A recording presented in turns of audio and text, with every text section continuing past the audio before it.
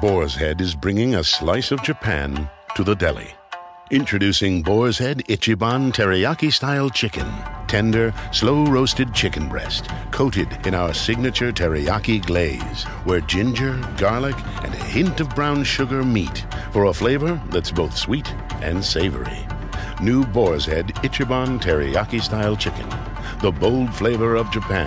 Now at the deli. Only from Boar's Head. Compromise elsewhere. Blog Talk Radio. Here we go.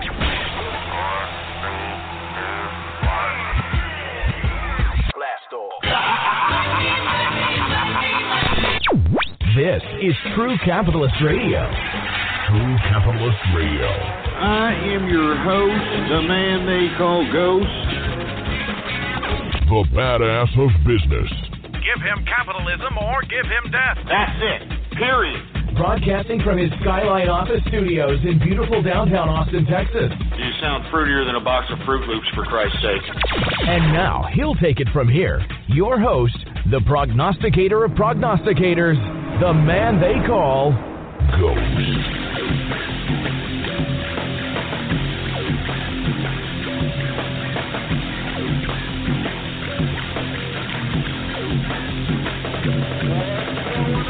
Baby. How's it going? What's going on, folks?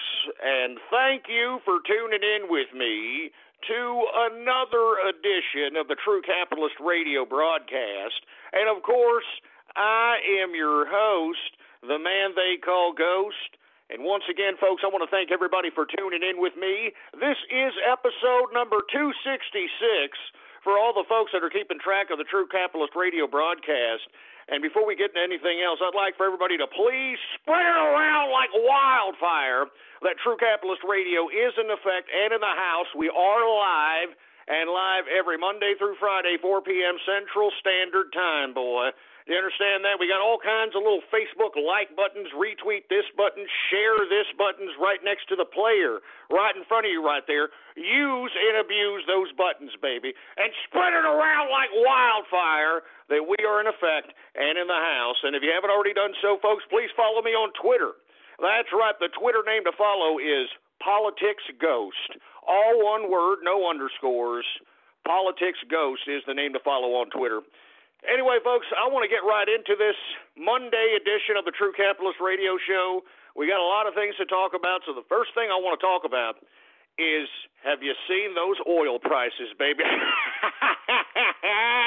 And the only reason that I'm gloating about this, because rising oil prices doesn't really fare very well in our kind of precarious economy at this point in time. So the last thing we need is higher gas prices to already kind of stifle questionable economic numbers and consumer confidence and whatnot.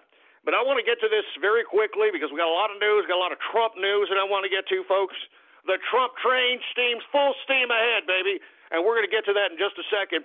But the reason I want to talk a little bit about the crude oil prices rising, folks, is because when yours truly came back and started broadcasting in late March, and everybody was asking, oh, what should I do, Ghost? I mean, what kind of investments? I don't know what to do. I was telling everybody that they should not even entertain this precarious, weird, fixed stock market that is basically being pumped up by the fund managers, folks. And that's why I'm saying this particular stock market, equities market, commodities market, all being colluded and manipulated by Wall Street and the government, folks. There was a merging, as I've stated time and time and time again, during the damn 08-09 crisis, the economic crisis in the United States. The merging of government and Wall Street happened during that bailout, folks, and you're witnessing it at this point in time. Now, with that said, when I came back, I suggested that no one should entertain any kind of equities or any kind of investments at this point in time. And what I did say is for folks that wanted to possibly squeeze out a little bit of capital, within the next few months in the short term, and I said for the next 2 to 3 quarters, I believe I said that. I still am firm on that assessment. that you should entertain the financial instrument ETFs, or exchange-traded funds, which, of course, it's much like a mutual fund per se. The only difference is, folks, is that you can trade it as a stock. It can be day traded if you're a day trader, and it can be traded on the short term, long term, whatever the case might be. It's very flexible financial instrument. Anyway, folks, I suggested that folks that wanted to make some gains here within the short term, like I said, 2 to 3 quarters, to entertain purchasing an ETF that correlates with the price of oil, whether it's WTI sweet crude or Brent crude oil, folks. And if you don't know the difference, WTI sweet crude is the crude oil consumed in America, and Brent crude is the oil consumed in Europe. To go ahead and entertain an ETF that coincides with the rise in oil prices, folks. All right? And, folks, if you hadn't entertained that at this point in time, I think you lost out on yet another economic opportunity that yours truly has been given out to you, folks. I mean, ever since I started True Capitalist Radio Show, I've been shooting pearls to you people. I've been shooting pearls. And whether or not many of you folks have, taken those pearls and made gold out of it, I have. I don't know. I know some of you have. I have gotten some correspondence from some folks that have actually done something with the information that I have put forth. And for all those folks that don't know where to look for it, it's at blogtalkradio.com/ghost, the official website of the True Capitalist Radio Show, blogtalkradio.com/ghost. All the archives are there. It's documented, baby. Woo! I'm telling you, baby, that's why they call this True Capitalist Radio. Baby, I'm making money, baby. That's what I do. Woo! Anyway, I don't want to gloat too much. I just wanted to let everybody know that we're seeing rise in oil prices. If you would have just entertained an ETF, just as I suggested in late March, even in early April, folks, hell, even into mid-April, you'd be making some, at least a decent amount of capital that's going way beyond any goddamn, traditional financial instrument like a bond, and even beating the rate of inflation at this point. But like I said, folks, to each their own. Let me just go ahead and go over the prices of WTI sweet crude, all right? WTI sweet crude is at $47.85 per barrel, an increase of 3.55% on the day, folks. 3.55% on the day, okay? Let's go to Brent crude, shall we? It is at $49.04, an increase of 2.53%, folks. All right, now, I did not only suggest this to oil, I also suggested this to gold, the same ATF financial instrument.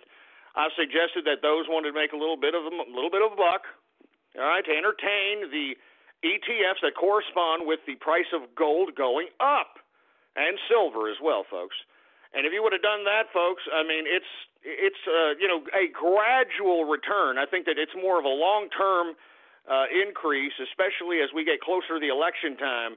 In my personal opinion, I think the powers that be are going to leave Donald Trump with an economic mess.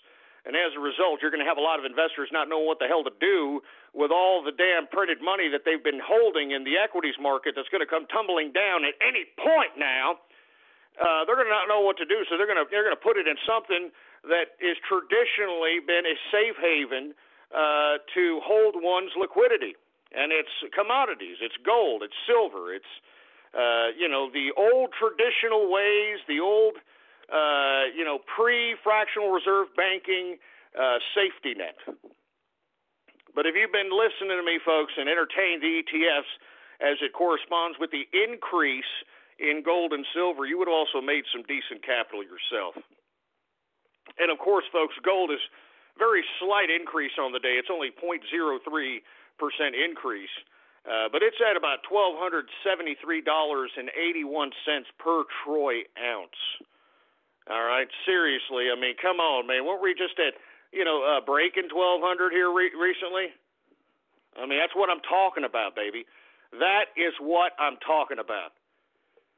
Anyway, folks, I don't want to get into the markets, folks, because as I've stated, we're going to see another crash here at any point. And once again, it's hard to pinpoint when the crash is going to happen because, as I've stated, folks, this is a rigged system. The people that are manipulating the equities markets are all fund managers, whether it's a hedge fund, whether it's a mutual fund, whether it's a pension retirement fund that fiddles around with the stock markets, whatever it is. I mean, there's just these big, huge money managers that are in charge of hundreds of millions, tens of millions, sometimes billions of dollars that they can just kind of play around the stock market with so that they could, gain some liquidity for their clients while at the same time putting some coin in their pocket for making the money in the begin with.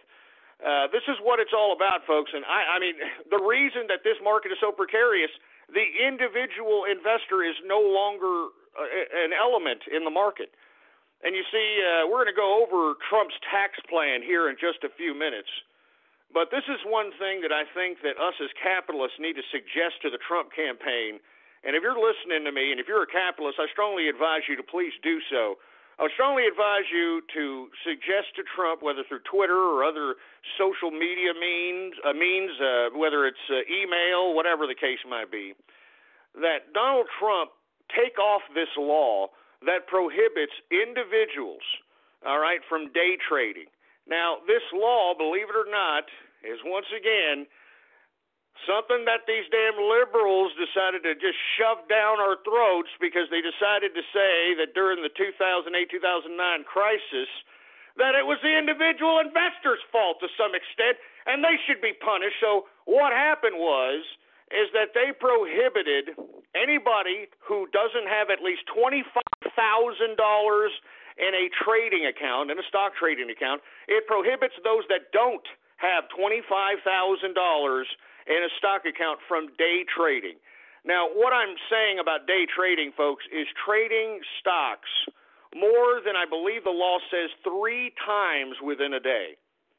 I believe that's what the law says. I mean, that law doesn't apply to me, folks. I'm doing some day trading, but I'm not dependent on it, folks. I think at any point in time, the crash will just happen, and before you know it, you're holding the bag, and I'm just, precariously day trading based on news, and shorting as well. But once again, folks, wouldn't you like to be able to put, I don't know, $500 or $1,000 into some kind of an account so that, like, hey, you're off tomorrow, let's say, and you want to go look at, Fox Business, CNBC, go look at the information areas of the internet as it pertains to the stock market, and you want to day trade. You have a speculation that some earnings of some company is going to announce midday of the stock day, and you based on the information. Of course, you want to check, their last quarter's earnings. You want to base that with the news. You want to base that with consumer sentiment. This and that. All right. Oh, somebody just thank you to Laggett Tix, LAGITX. Thank you very much. He just said that the law is 5 day trades a week, or every 5 trading days is the law. Thank you very much for that, by the way. So that is the law, folks. You can't do 5 day trades a week or every 5 trading days. Let me go ahead and retweet that, by the way. That's what I'm saying. I mean, we need this law completely just called off the books so that individuals who make capital, whether they're working hard, whether they're individual workers, and they want to build liquidity, they want to build quick liquidity, they should have the opportunity to do so just like these fund managers are doing with other people's money, because that's what the fund managers are doing. They're just doing it with other people's money. I mean, wouldn't you want to just go $500, $1,000 if you're lucky or have saved enough and you have confidence in your investing skills enough, $5,000, $10,000? Wouldn't you want the ability to be able to get a stock and be correct on the speculation that you researched and you investigated and be able to hold a stock for, I don't know, whatever the time may be, whether it be 5 minutes, 2 minutes, 10 minutes, an hour, 2 hours, the end of the day, whatever the case might be? Wouldn't it be great to be able to build money all right? Build liquidity within a day's time. I'm talking big-time liquidity, folks. I mean, it is not impossible to make thousands of dollars sitting back trading stocks all day. It's not impossible, I'm telling you, all right? I mean, you just have to understand what the market is. You have to be in coordination with all the elements of capitalism. You got to pay attention to consumer sentiment. You should go out to the shopping centers, go out to the shopping malls, look in people's shopping carts, take a look at what people are consuming. I mean, why do you think I know about all this crap like World Star Hip Hop and all this crap? I have a well-rounded view of knowledge, and the reason is, folks, is because it's economically viable for me to do so. I mean, all these elements, all these factors, build my reasoning to invest and build my speculation. I mean, this is why I've been fairly successful. I mean, the proof is in the documentation of this show. Ever since I started this show, I've been suggesting things to people, and they've been coming to pass, for Christ's sake. Now, as I stated before I get off keister here, we need to tell Donald Trump that this law of $25,000 as a prerequisite, as a legal prerequisite to participate in day trading is completely ridiculous. And I think that everybody, and I mean everybody that has the ability to be able to save money, whether it's $500, $1,000, even if it's $100, whatever brokerage firm is allowing you the minimal amount deposit, whatever brokerage firm you go into, and you want to take a day off of whatever your job is and try to turn that $500 and make $250 out of it just as a day's work, just sitting back, speculating, trading at the comfort of your damn chair, at the comfort of your sofa. I mean, I don't understand why they made this illegal. I mean, this is a freaking slap in the mouth to capitalists and a budding capitalist by the liberals, by the bureaucrats. That's why, Donald Trump, if you're listening, you have to take this law off the books. We need to bring back individual investors into the market. All right, we need individual investors again. Remember, we used to have all these goddamn trading firms advertising to us all the time? Remember that in the early 2000s? 1990s, for Christ's sake, man. I mean, it's like freaking, they were in Super Bowl commercials, for Christ's sake. You don't see that anymore because there's not that many individual investors. They're not relevant anymore. That's why this damn market is so helter-skelter. I mean, look, just to show you how ridiculous this market is, all right? You've got commodities in the positive, and you've got equities in the positive. All right, that just completely defies traditional investing. All right, and I've said this over and over. I'm going to say this one more time, then I'm going to move on to Trump news. The whole reason why this is helter-skelter is because traditionally, when you see a rise in commodities, you traditionally see a decrease in equities. Vice versa, if you see an increase in equities, i.e. stocks, you traditionally see a decrease in commodities. So whenever I see increases in both commodities and equities, I mean, I'm telling you, it's a helter-skelter market. This is just ridiculous. I'm not trying to sound like a bear investor here, but bear investing at this point in time is needed. This is a rigged system. They're trying to sucker everybody's money into the damn market before they take everybody out. I personally would not invest it in this market. If you have like your life savings and you're trying to save it or something, the last place you want to be is in the damn equities market. There's going to be a crash, and I'm waiting for that crash, folks. I mean, I've cashed out. I've sold my real estate. I've sold all the long-term equities with the exception of a few long-term blue chips that pay off good dividends. I've sold them all off. All right, now I'm holding a lot of liquid out here, and the reason I am is because when this damn crash happens, and I'm telling you, when it happens, it's going to hurt. It's going to be a lot like 2008 and 2009. You're going to have a lot of credit freezes. Banks are going to stop giving loans, that sort of thing. You may even have some credit recalls. You may even have some loan recalls, for heaven's sake.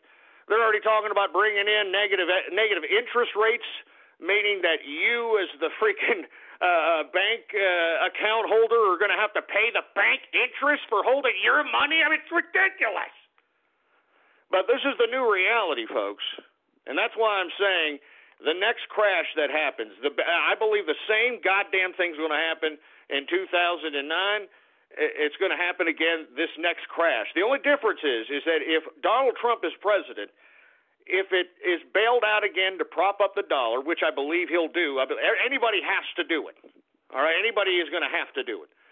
Donald Trump is going to be cutting that damn deficit. All right, I mean, he's got invaluable financial tools that he knows at his disposal to be able to cut down this deficit, lower taxes, and just completely restructure the fiscal responsibility of this government.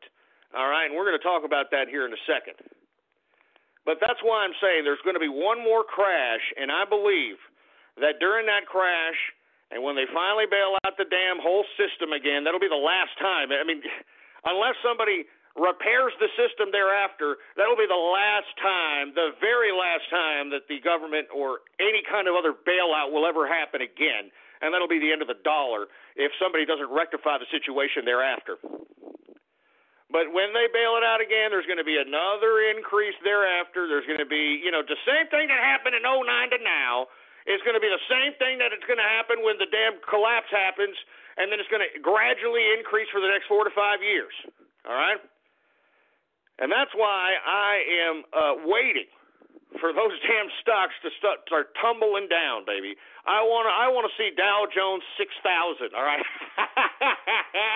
I'm not kidding around. Hey, look, I'm not saying that because I want the damn system to collapse. I'm just saying I am ready. I am prepared.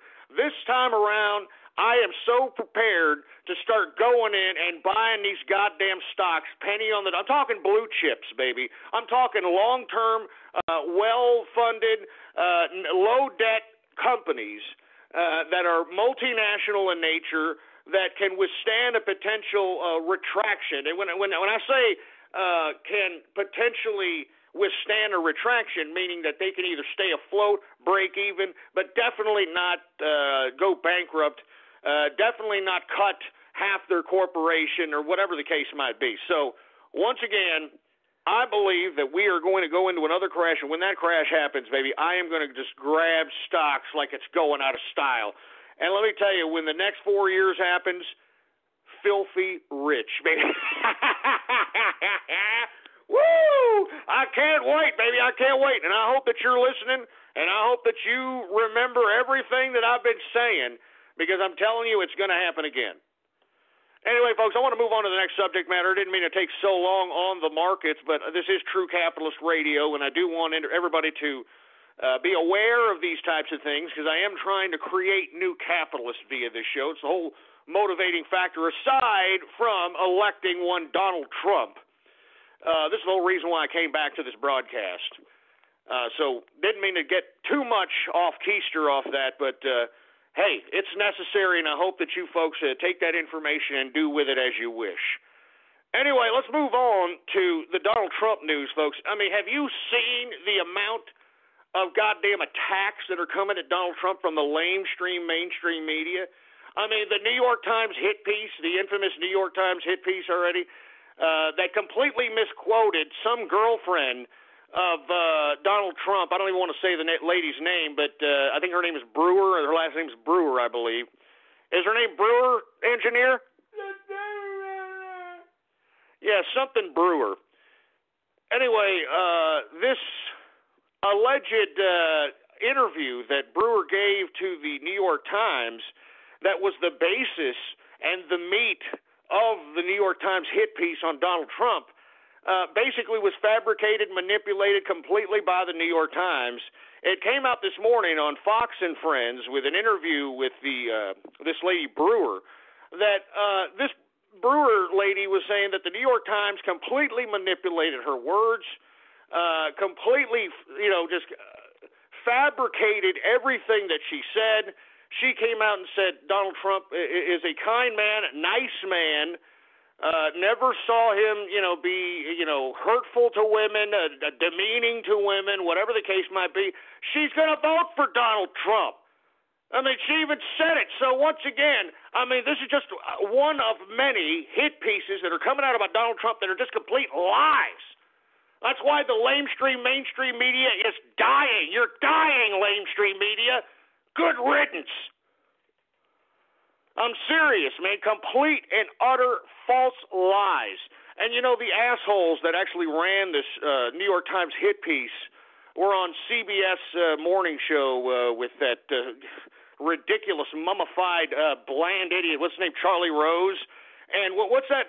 Oprah's alleged lover, too. What the hell's her goddamn? She's the anchor, whatever the hell her name is, which I don't understand what gave her journalistic legitimacy. But, you know, I don't want to digress, but the New York Times assholes actually came out and defended this hit piece even after the lady that they supposedly interviewed that was the meat of this New York Times hit piece came out and discredited the whole goddamn thing.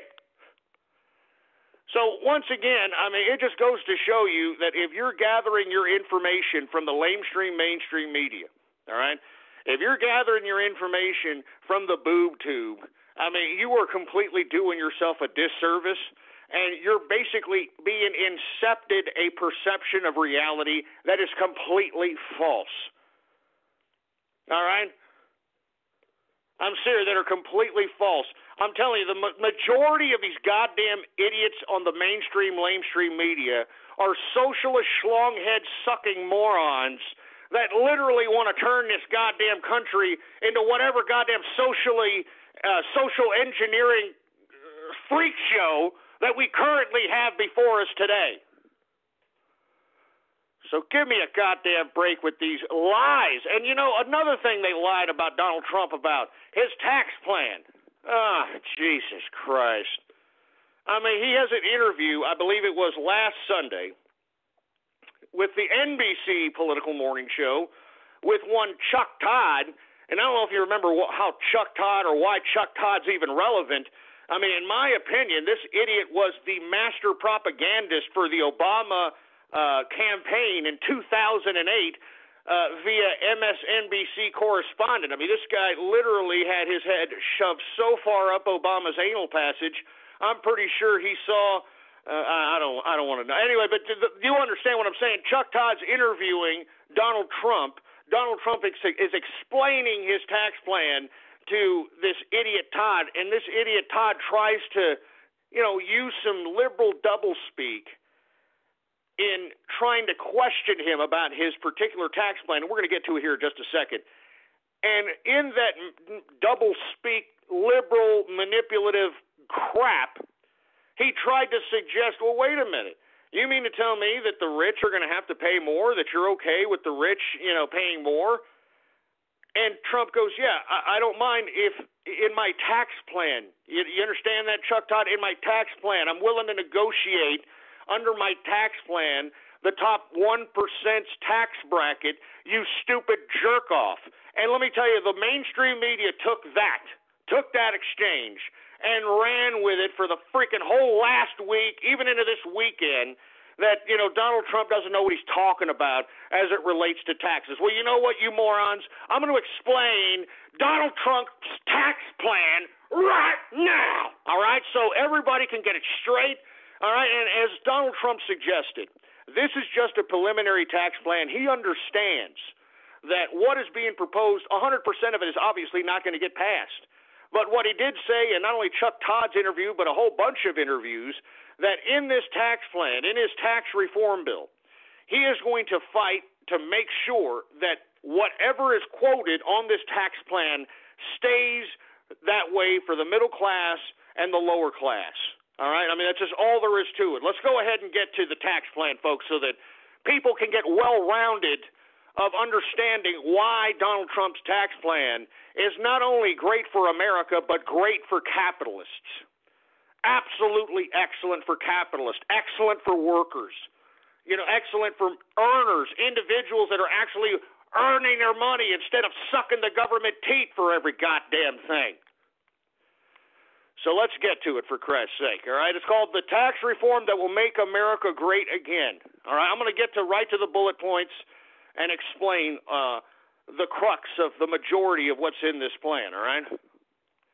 Now, number one, for the goals of Donald Trump's tax plan, all right? Tax relief for middle-class Americans. In order to achieve the American dream, let people keep more of their money in their pockets and increase after-tax wages. All right, I'm serious. I mean, how hard is this? All right, I mean, this is what capitalism is all about. That's why I keep telling you, stupid Bernie Sanders, feel the burn in your crotch morons, that you idiots, whether you agree with socialism or communism, it doesn't matter. Money is still involved, morons. There is no model that does not involve money. All right? Now, under communism and socialism, it means that the government, the bureaucrats, the Politburo or whatever bureaucracy that's in power over you has sole authority over the money collected. Do you understand that? I mean, how hard is this for you idiots to grasp, all right? That's why capitalists, we believe that, hey, wait a minute, we're the ones working our asses off. I mean, we're the ones that are the machinery behind government. I mean, without capitalists, without the worker, without individuals innovating, creating, there would be no government. And that's what capitalists are all about. They expect that if they earned the money, they should keep more of their money. I mean, they're not ridiculous in believing that there's no taxes. There's going to be absolutely no taxes. But by God, if there's going to be taxes, it better be appropriated to the right things that are going to make our community better. They better be appropriated to the right infrastructure resources. They better be appropriated to the right military resources. They better be appropriated to the right things in general. And that's all there is to it, man. I mean, that's why capitalism is what everybody should attain as far as a global model is concerned. Everybody. Now, before I digress, let's get to part two, or number two, in the goals for Donald Trump's tax plan. Simplify the tax code to reduce the headache Americans face in preparing the damn taxes. Let everyone keep more of their money. Very simple, very easy. Let's go to part three now, huh? Grow the American economy by discouraging corporate inversions and adding a huge number of new jobs and making America globally competitive again. That's right. Bring back some element of manufacturing, some element of production back to America so that our country can start creating jobs and making money on a global market again. We don't sell anything. We don't sell anything globally. The only thing that we sell are the freaking Hollywood movies, and look where all that money's going, for Christ's sake. It's going to California. So once again, we need to start production. We need to start producing goods so that people across the globe actually want something made in America. We need to make made in America mean something again. Now, what is he talking about? Discouraging corporate inversions. People hear this, corporate inversions. What the hell do they mean? Well, let me explain something that's happening to American companies, folks. They are actually leaving the country. They are leaving the country so that they can be taxed at a lower rate in that country, because that country taxes their corporations at a lower rate. Moreover, those corporations at this point in time are making more money outside of the United States than they are in the United States. So as a result, we're having American companies, based on the tax system currently at hand, we're having American companies leaving America for tax reasons. All right? And that's what Donald Trump is trying to prohibit. All right? That's what Donald Trump is trying to stop as it relates to his tax plan, as it relates to corporations leaving offshore and ditching America for emerging markets and other international markets. All right? Number 4, doesn't add to our debt and deficit, which is already too large. Now, what he's suggesting is that these goals are not going to add to the debt or the deficit because they're already too large. Donald Trump understands the deficit is a major problem as it relates to our economic stability. That's why when he suggested that he would refinance some of the debt, these idiots in the mainstream media again tried to spread a slanderous lie suggesting that Donald Trump wanted to default to bondholders, for Christ's sake, and try to renegotiate it like it's a freaking credit card or something. That's not what he suggested. That's what I'm talking about. This mainstream boob tube media is freaking liars. They're all liars. That's why I turn off the TV as it relates to your news gathering. It's all right here on the internet, folks, all right? Learn the truth. I mean, you've got every information news tool at your fingertips. All you got to do is look for it and scour for it. But once again, they tried to allude to the fact that this guy, Donald Trump, wanted to what? Default on the debt and what? Renegotiate with the bondholders? That's freaking ridiculous. He never said that. That is the most ridiculous thing I've ever heard in my life. What he's suggesting is that he's refinanced some, if not most, of the current debt. And by doing that, he's going to be able to, as president, and I'm sure utilizing his sphere of economic influence, to be able to gather new investors that will hold these bonds, all right, and that are willing to agree to the long-term lower interest rate terms of the new bondholder agreement or the new bond that will be issued once they're refinanced. Now, I know that's very complicated for people to understand, but I want you people to know that the whole reason why there's a deficit, all right? People ask, well, what the hell is the deficit? Who cares? I mean, why don't you just stop paying on it, dude? Bruh, all right? I hate to use a euphemism of the ghetto-fied internet culture of America, but you can't do that, all right? First and foremost, the people that own America's debt are those that own American bonds, morons, all right? You know, those bonds that are like 10-year, 20-year, 30-year bonds, you know, there's all kinds of incremental bonds. What these investors are doing, okay, they buy these bonds, all right, which is basically American debt at this point in time. And if they hold those bonds for whatever the bond time limit says, whether it's 10, 20, 30 years, whatever the hell it is, if they hold it to maturity, they get to collect 100% on their dollar, like 100 pennies to every dollar, all right? And depending on the interest rates at the time, you know, I don't want to get into I don't want to get into the whole bond instrument thing, but anyway, let's get back to what we were talking about, all right? If they hold it to maturity, they get to cash out on that bond 100 cents on every $1, all right? Moreover, that money that they collect after it's matured is not taxable, all right? That's what makes bonds such an attractive, even though it's a bearish and a very long-term, which seems to be like a very small nil interest rate as it relates to the bond itself. Once it's cashed out, I mean, you don't have to pay taxes on it. It's one of the safety nets as it relates to, well, it used to be. I wouldn't say it is anymore, but the safety nets to investing. Now, if we were to say, hey, we don't want to pay the debt anymore, screw it, you'd have a lot of people holding these bonds that are going to be pissed off and that are going to want compensation and payment, all right? And you see, that's exactly what happened in Greece back in the day, and it's happening again, folks. As a matter of fact, I mean, they got refinanced. People were able to pour money to keep Greece afloat.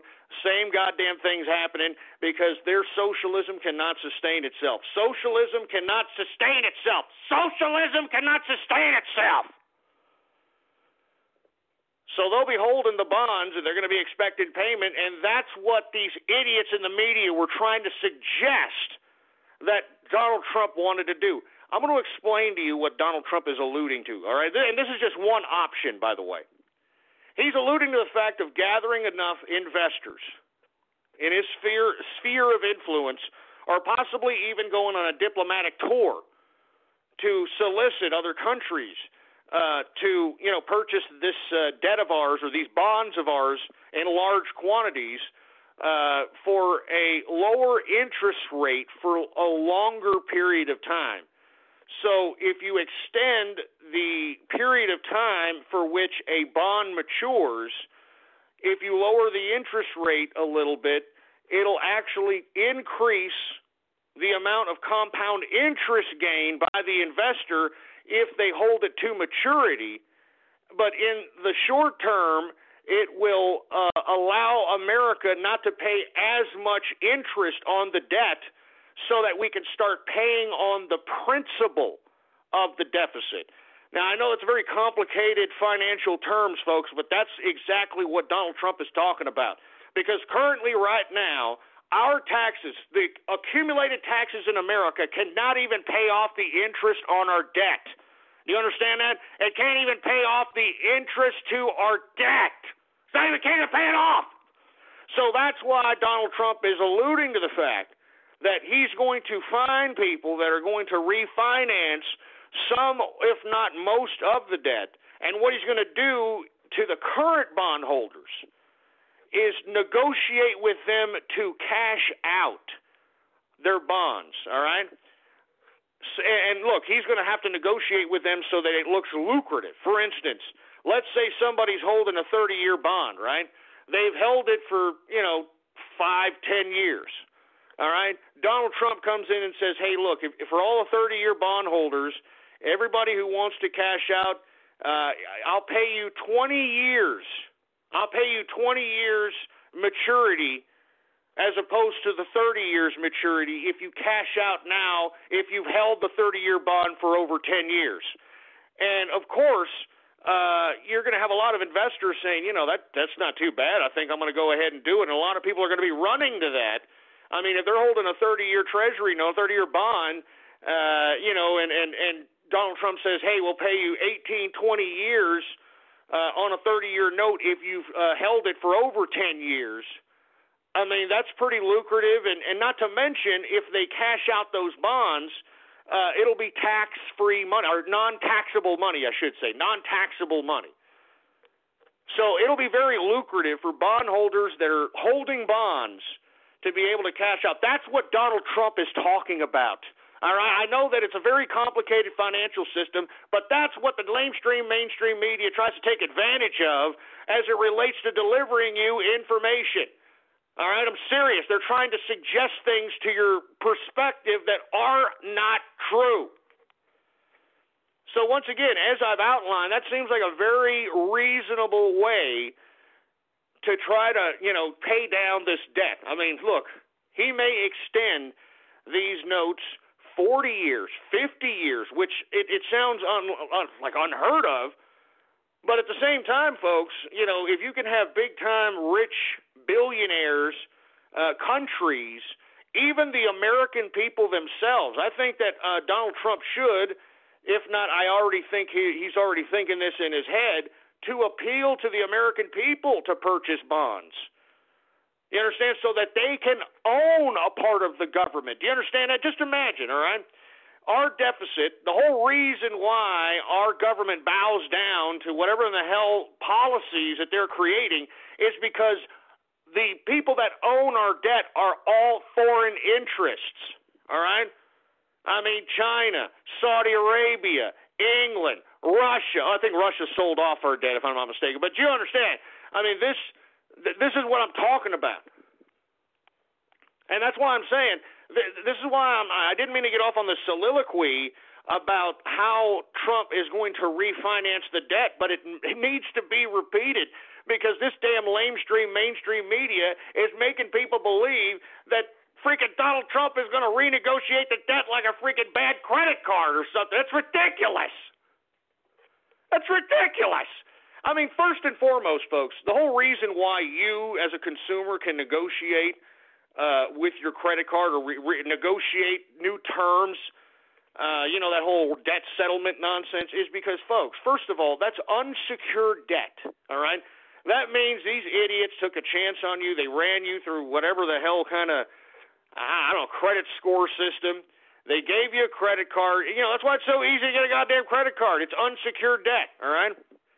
Now, by the time you are in a financial situation where you find yourself, you can no longer, God forbid, you can no longer pay your credit cards, well, that's why you can go and resettle what the actual principle of the matter is.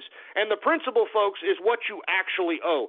The interest is what they throw on top of the principal for them lending you the principal to begin with, all right?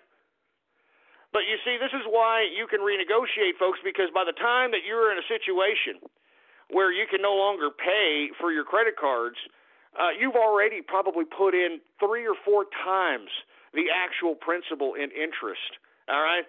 I mean, they already made, tons of money on you, depending on how long you paid on your credit card and depending how much you owe, depending on the interest, so on and so forth. And that's why, you've got these debt settlement concepts that are out here, which you can do yourself, by the way, folks. I mean, you don't have to go to one of these debt settlement companies. You can negotiate yourself, which is something that they never tell you, all right? But I want to reassure you that that's why you can do this, all right? Because you have to at least settle. You have to pay something. You can't just say, screw it. You got to pay something, all right? But you can't do that with the freaking debt. I mean, the debt is secured debt. I mean, the secured debt means that somebody put up the money to lend you, all right? Now, legitimate money, not credit, all right? That means something similar to a house loan, something similar to a car loan. That's why whenever you cannot pay on your car or on your house, they take the damn thing away from you because the bank utilized what you purchased as collateral to lend you the goddamn money. All right? Meaning that if you buy a new car, all right, the bank's like, okay, it's a new car, it looks nice, it's right off the lot. We'll go ahead and lend you the $40,000 or $50,000, whatever the hell the damn new car costs. All right, no problem. After about 4 or 5 months, 6 months, a year, whatever the crap might be, you lose your job, you can't pay on it anymore. That's why they go and take the son of a bitch, because they've already gotten your money plus a little bit of interest. They're going to sell it off to an auction, or a lot of these banks, believe it or not, have small little car lots that they sell it off on. And believe it or not, I mean, this is how it works. This is how the bank works. All right? That's secured debt. Credit cards, unsecured debt. All right? Loans where you have to sign your name on a dotted line, where they have to freaking crawl up your ass with a freaking microscope before they give you a goddamn loan, that's secured debt, all right? Now, I'm getting off keister here. I'm sorry. I want to continue on with the Trump tax plan, all right? Now, I want to talk about the Trump tax plan achieves these goals, all right? Now, I'm going to try to skim through these here. Number one, if you are single and earn less than $25,000 a year, or married and jointly earn less than $50,000 a year, you will not owe any income tax. All right, let me repeat that again. If you're single and earn less than $25,000 a year, or married and jointly earn less than $50,000 a year, you will not owe any income tax. That removes nearly 75 million households, over 50% from the income tax rolls, all right? I mean, give me a freaking break. I mean, it's cutting almost over 50%. It's over 50%. 75 million households automatically off the tax rolls. I mean, give me a freaking break. And these are working families, folks. These aren't these idiots that are sucking off the government goddamn teat out here. These are working families he's talking about. Number two, all other Americans will get a simpler tax code with 4 tax brackets: 0%, 10%, 20%, and 25%, instead of the current 7 tax brackets we have now. This new tax code eliminates the marriage penalty and the alternative minimum tax, while providing the lowest tax rate since before World War II. Oh, man, doesn't that sound great? Oh, my God, that sounds capitalist, baby. It's what it sounds like, baby. Woo! And not to mention the marriage penalty, folks. For you folks that are unaware, believe it or not, you can actually have a penalty, okay, if you and your spouse make about the same amount of money, all right? If you and your spouse make about the same amount of money, you could be penalized by the IRS up to 12%. 12 goddamn %. Yeah, welcome to America. Huh? That's what you get for getting married. Now you wonder why there's so many goddamn divorces out here? Jesus Christ, on top of the fact that, you've got all these entitlements that encourage baby making, for Christ's sake, turning baby making into big business, for Christ's sake. It's ridiculous. All right? Now let's move on. Number 3, no business of any size, from a Fortune 500 company to a mom and pop shop to a freelancer living from job to job, will pay more than 15%, 15% of their business income in taxes. Doesn't that sound beautiful? I mean, good God, 15% on a business tax, baby. Oh, my God. And I'm assuming that includes corporations and all brands of corporations, all variants of corporations, sole proprietors, and once again, independent freelancers. Unfreaking believable. 15% business tax. I mean, come on. You couldn't get any better. You couldn't get any better than this. All right? I mean, this is capitalism at its finest. 15% business tax. 15%. I mean, folks, let me tell you something. Currently, right now, it's at about 25%. All right? 25%. And let me tell you, if you try to write off on that 25%, you better be reading that goddamn tax code with a freaking magnifying glass. Because I'm telling you this right now, there are things that can get you into some serious trouble if you try to write off certain aspects of that current 25% business tax. I mean, I'm not joking. There's a lot of auditing going on, and that's why, as it relates to Donald Trump and his tax returns, I don't blame the man for not releasing his damn tax returns. I mean, this is his personal income tax, all right? His personal income tax. I mean, he's getting audited, all right? He gets audited all the time. I'm sure he does, for Christ's sake. I'm sure he gets audited all the time because I'm sure he pays an army of tax lawyers and accountants to scour through the whole damn tax code to make sure to squeeze every goddamn percentage off that 25% tax rate he can to make sure that he doesn't pay any taxes or as low as taxes as possible. That's all there is to it. And not to mention, all right, this lower tax rate, the 15% tax rate, makes corporate inversions unnecessary by making America's tax rate one of the best in the world. I mean, true innovation, true capitalism right here. I'm excited. Let's go to number 4, all right? No family will have to pay the death tax. Oh, I don't know if he's going to get this one passed, to be honest with you. I think this is a negotiating chip. I mean, this is going to be hard for these liberals that are in the Congress for them to swallow. I mean, they cream over the freaking death tax. You know what I mean? The inheritance tax, meaning that, mommy and daddy, you had a mommy and daddy that loved you and they were earners, for Christ's sake. They leave you something. I mean, what's the freaking rate right now? Like 60% or something like that? I haven't inherited a goddamn thing. I haven't inherited a goddamn thing. So, I mean, I think it's 60%, if I'm not mistaken. All right? He's talking about just completely, just eliminate it. Why you got to pay taxes? It says here, you earned and saved that money for your family, not the government. You pay taxes on it when you earned it. I mean, no kidding, man. I never understood that. I mean, you pay taxes on it when you earn the son of a bitch. And, what if I want to leave what I've got to my children and their children? I mean, what, a 60%? 60 goddamn percent? It's ridiculous. But I do believe that he's going to have to negotiate. I don't think he's going to be able to take off the death tax. It may come down a little bit. May come down to 30%, may come down to 25%. Once again, this is one of those negotiating tokens, in my opinion. I mean, I think this is pretty bold. The damn liberals will not vote on this. The liberals believe that dead rich people are the perfect candidates to tax. I mean, that's what they believe. They honestly believe that. I mean, they're just sick. Sick, for Christ's sake. Now, the tax plan, Trump tax plan, is revenue neutral, all right? the Trump tax cuts are fully paid for by, all right, and let's list how they're going to pay for this, all right, reducing or eliminating most deductions and loopholes available to only the very rich. Yeah, that's right. Like GE, what was it a few years back?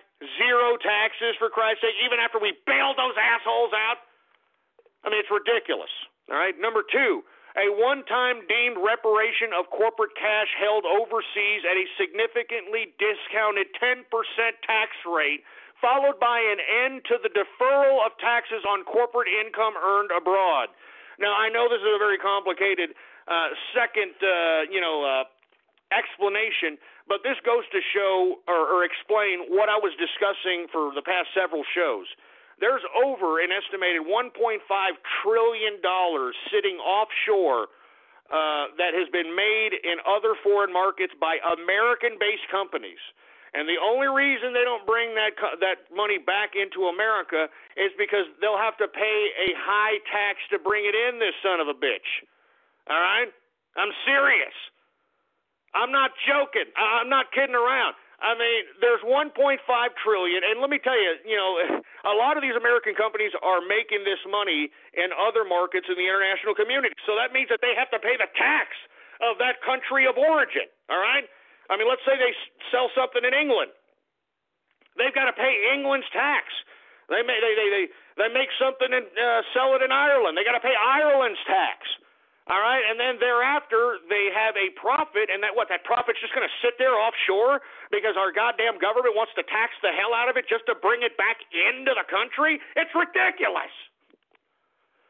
So Trump is talking about 10%, all right, 10% to bring that son of a bitch back in here.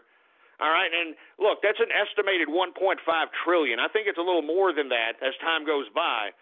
But just imagine 10% of $1.5 trillion. 1.5 trillion, 1.75 trillion. I mean, that's serious money, and of course, that's going to pay for the tax cuts. All right, and that's what he's talking about.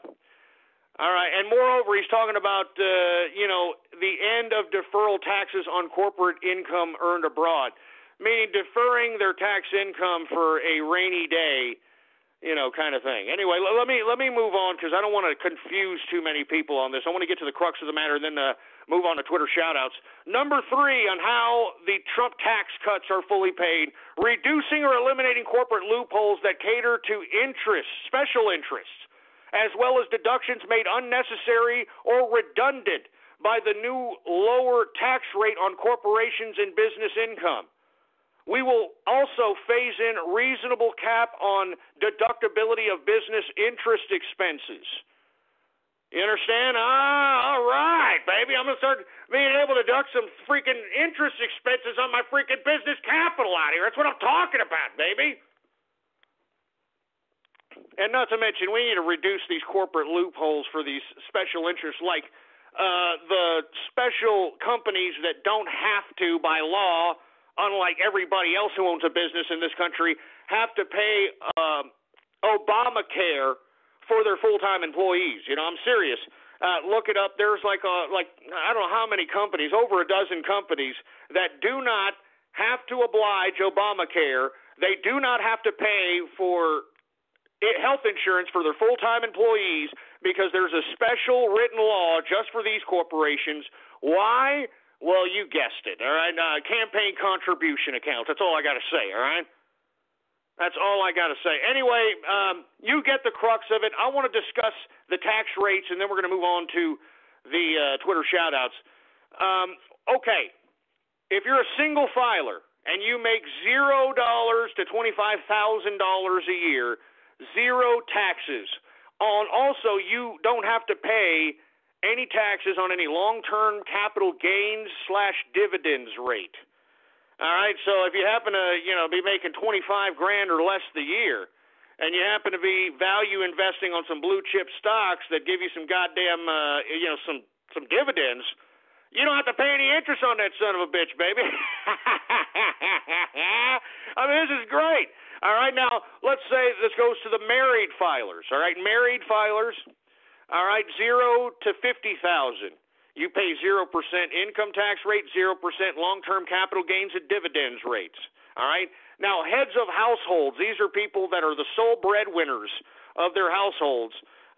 They from $0 to $37,500 a year, you pay 0% income tax and 0% long-term capital gains and dividends rate.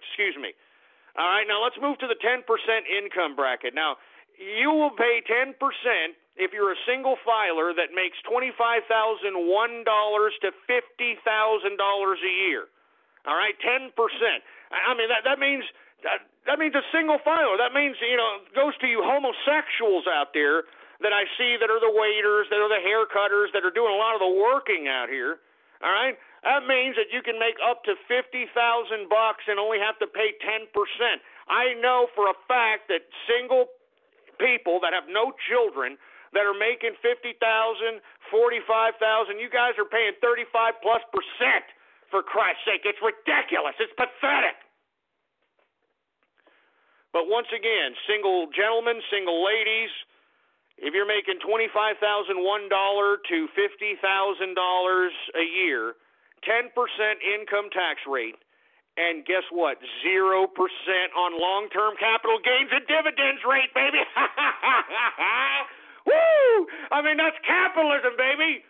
I mean, good God. That means that if you got a blue chip stock that you're value investing and you collect a goddamn dividend, I mean, 0% if you're a single filer that makes under $50,000 a year. That's unbelievable. Married filers in the 10% tax bracket, anyone making over $50,000 a year to $100,000 a year. I mean, how does that sound for you folks that are married out here? I mean, you folks that are married filers can make $100,000 a year, 10% income tax rate, 0% long-term capital gains and dividends rate, baby. I mean, come on, baby. I mean, this is capitalism here. Let's go to the heads of household, the folks that are, the sole breadwinners of their families, all right? They can make anywhere from over $37,000 to $75,000 a year and be taxed at 10% personal income tax and 0% long-term capital gains and dividends rate, baby. I mean, good God. Good God, baby. That's capitalism. Let's move it going because I want to get to the last two tax brackets and then do some Twitter shout-outs here.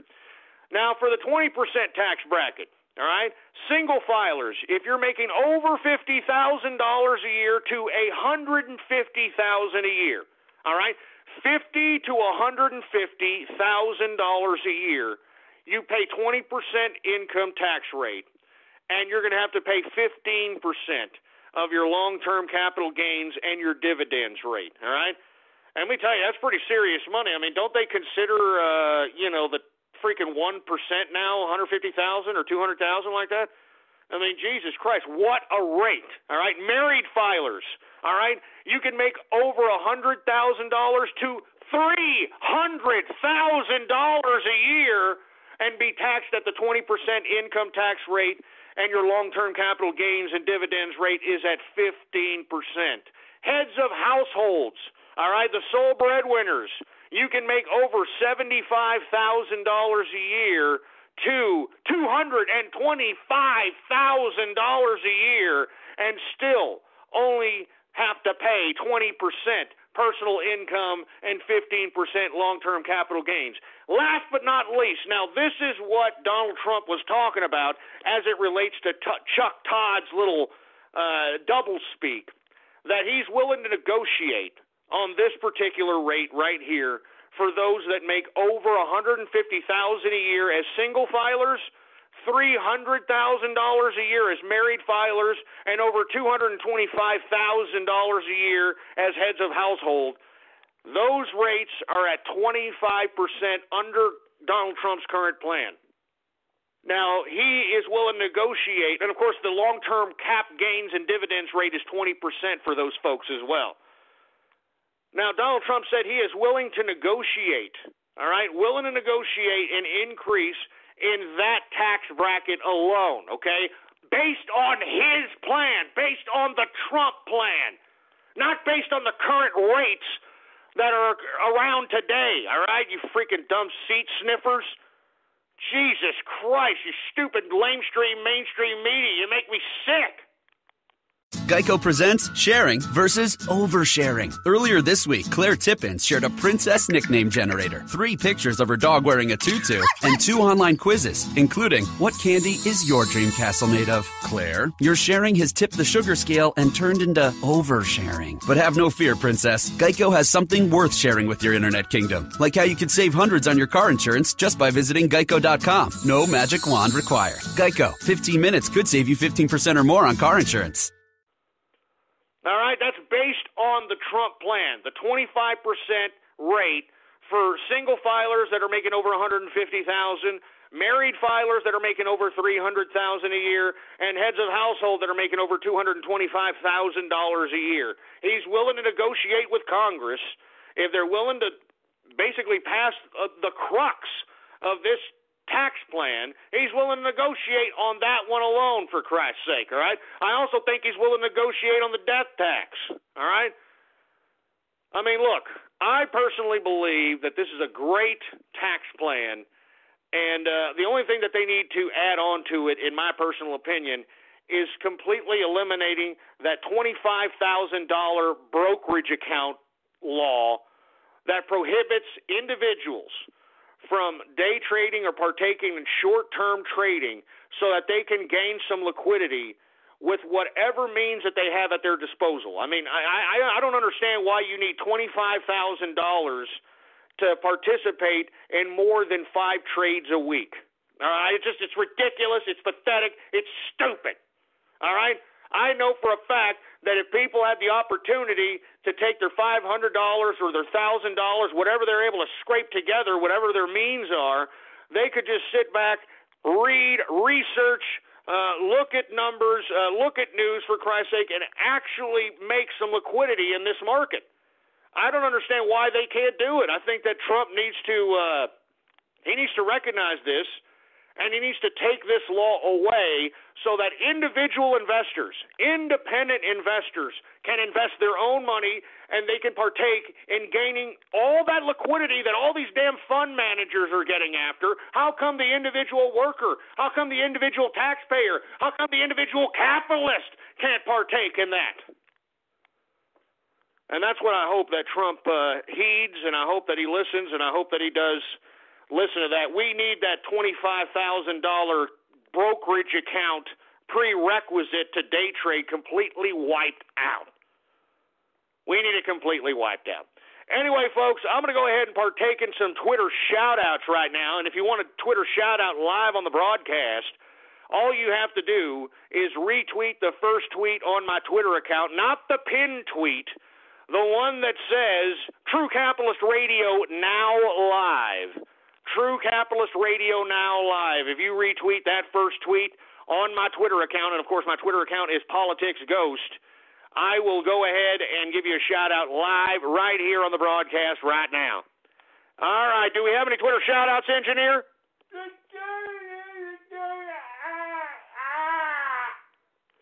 All right, folks, let's go ahead and get to the Twitter shout-outs right now. We've got Fidget My Midget. Oh, Jesus Christ. We've got Barbecue Fort Mac. Oh, man, leave those Canadian bacon bastards alone already. Leave them alone. CDI Fan 237. Official Hood Rats. Okay. Based Loler, the Green Bio, Templeton Stew. You son of a bitch. Leave my dog alone. Ghost is stone cold. No, let me tell you something, man. Stone Cold wishes he was me. I'll tell you that right goddamn now, boy. I'm not saying these disgusting names. Ghostuck Todd. Ghostuck Todd. Oh, that's really funny. You're trying to compare me to that stupid football Chuck Todd. Screw you. You pickled prick. Screw you. Anyway, Lone Star Drowned. Oh, Jesus. Submarines for Ghost. Let me tell you something, you scumbags. All right? We are under another threat out here in Austin, Texas. And as a matter of fact, the majority of the South Texas region out here is under threat of more rain, for Christ's sake, and not to mention more hail. More hail? I mean, good God, I've never seen so much goddamn hell in my life, man. I'm sick of it already. I'm sick of it. I'm sick of the rain. I'm sick of the hail. I'm sick of the high winds. I'm sick of the tornado warnings. I'm sick of the floods. I'm sick of it all. Stop it, Harp. Just stop it. Stop it now. We don't need any more rain, for Christ's sake. We don't need any more rain in Texas. Enough. Jesus Christ. Anyway, we got Kilted Capitalist in the house. Once again, if you want a Twitter shout-out right here, right now, live on the True Capitalist Radio Show, you just have to retweet the first tweet on my Twitter account, folks. All right, and the tweet that says True Capitalist Radio now live, baby. That's the one you need to retweet to get a shout-out right here, right now on the True Capitalist Radio Show. We've got Poop Feast. Jesus Christ. Oh, my God. I'm not... Sniff my seat, bro. Jesus Christ, you sick pricks. I mean, how long does it take you idiots to make a goddamn Twitter troll account, for Christ's sake, man? You idiots you're just shitting them out, man. I mean, for a lack of a better goddamn term, for Christ's sake, you're just crapping them out. Anyway, we've got Artron Havoc in the house. I'm not saying that, Dennis Ghoster, you son of a bitch. Shove it up your ass, all right, all you people. Anyway, we've got Bubble Box. Jesus Christ. Choco Latte in the house. We've got Robot Rock 1, all right. Melting Pot of Friendship. Yeah, son of a bitch. All right, look, let me tell you something, you scumbags, all right? I'm sick and tired of these goddamn trolls already, all right? Freaking people are pissing me off. You're pissing me off! You're pissing me off, you sons of bitches. Anyway, let's take a couple more Twitter shout-outs. What's up, Z Kai in the house? We've got Bacon Canadian. Bacon Canadian. You sorry sacks of soulless crap. Good God. Oh, yeah, Poseidon versus 6th Street.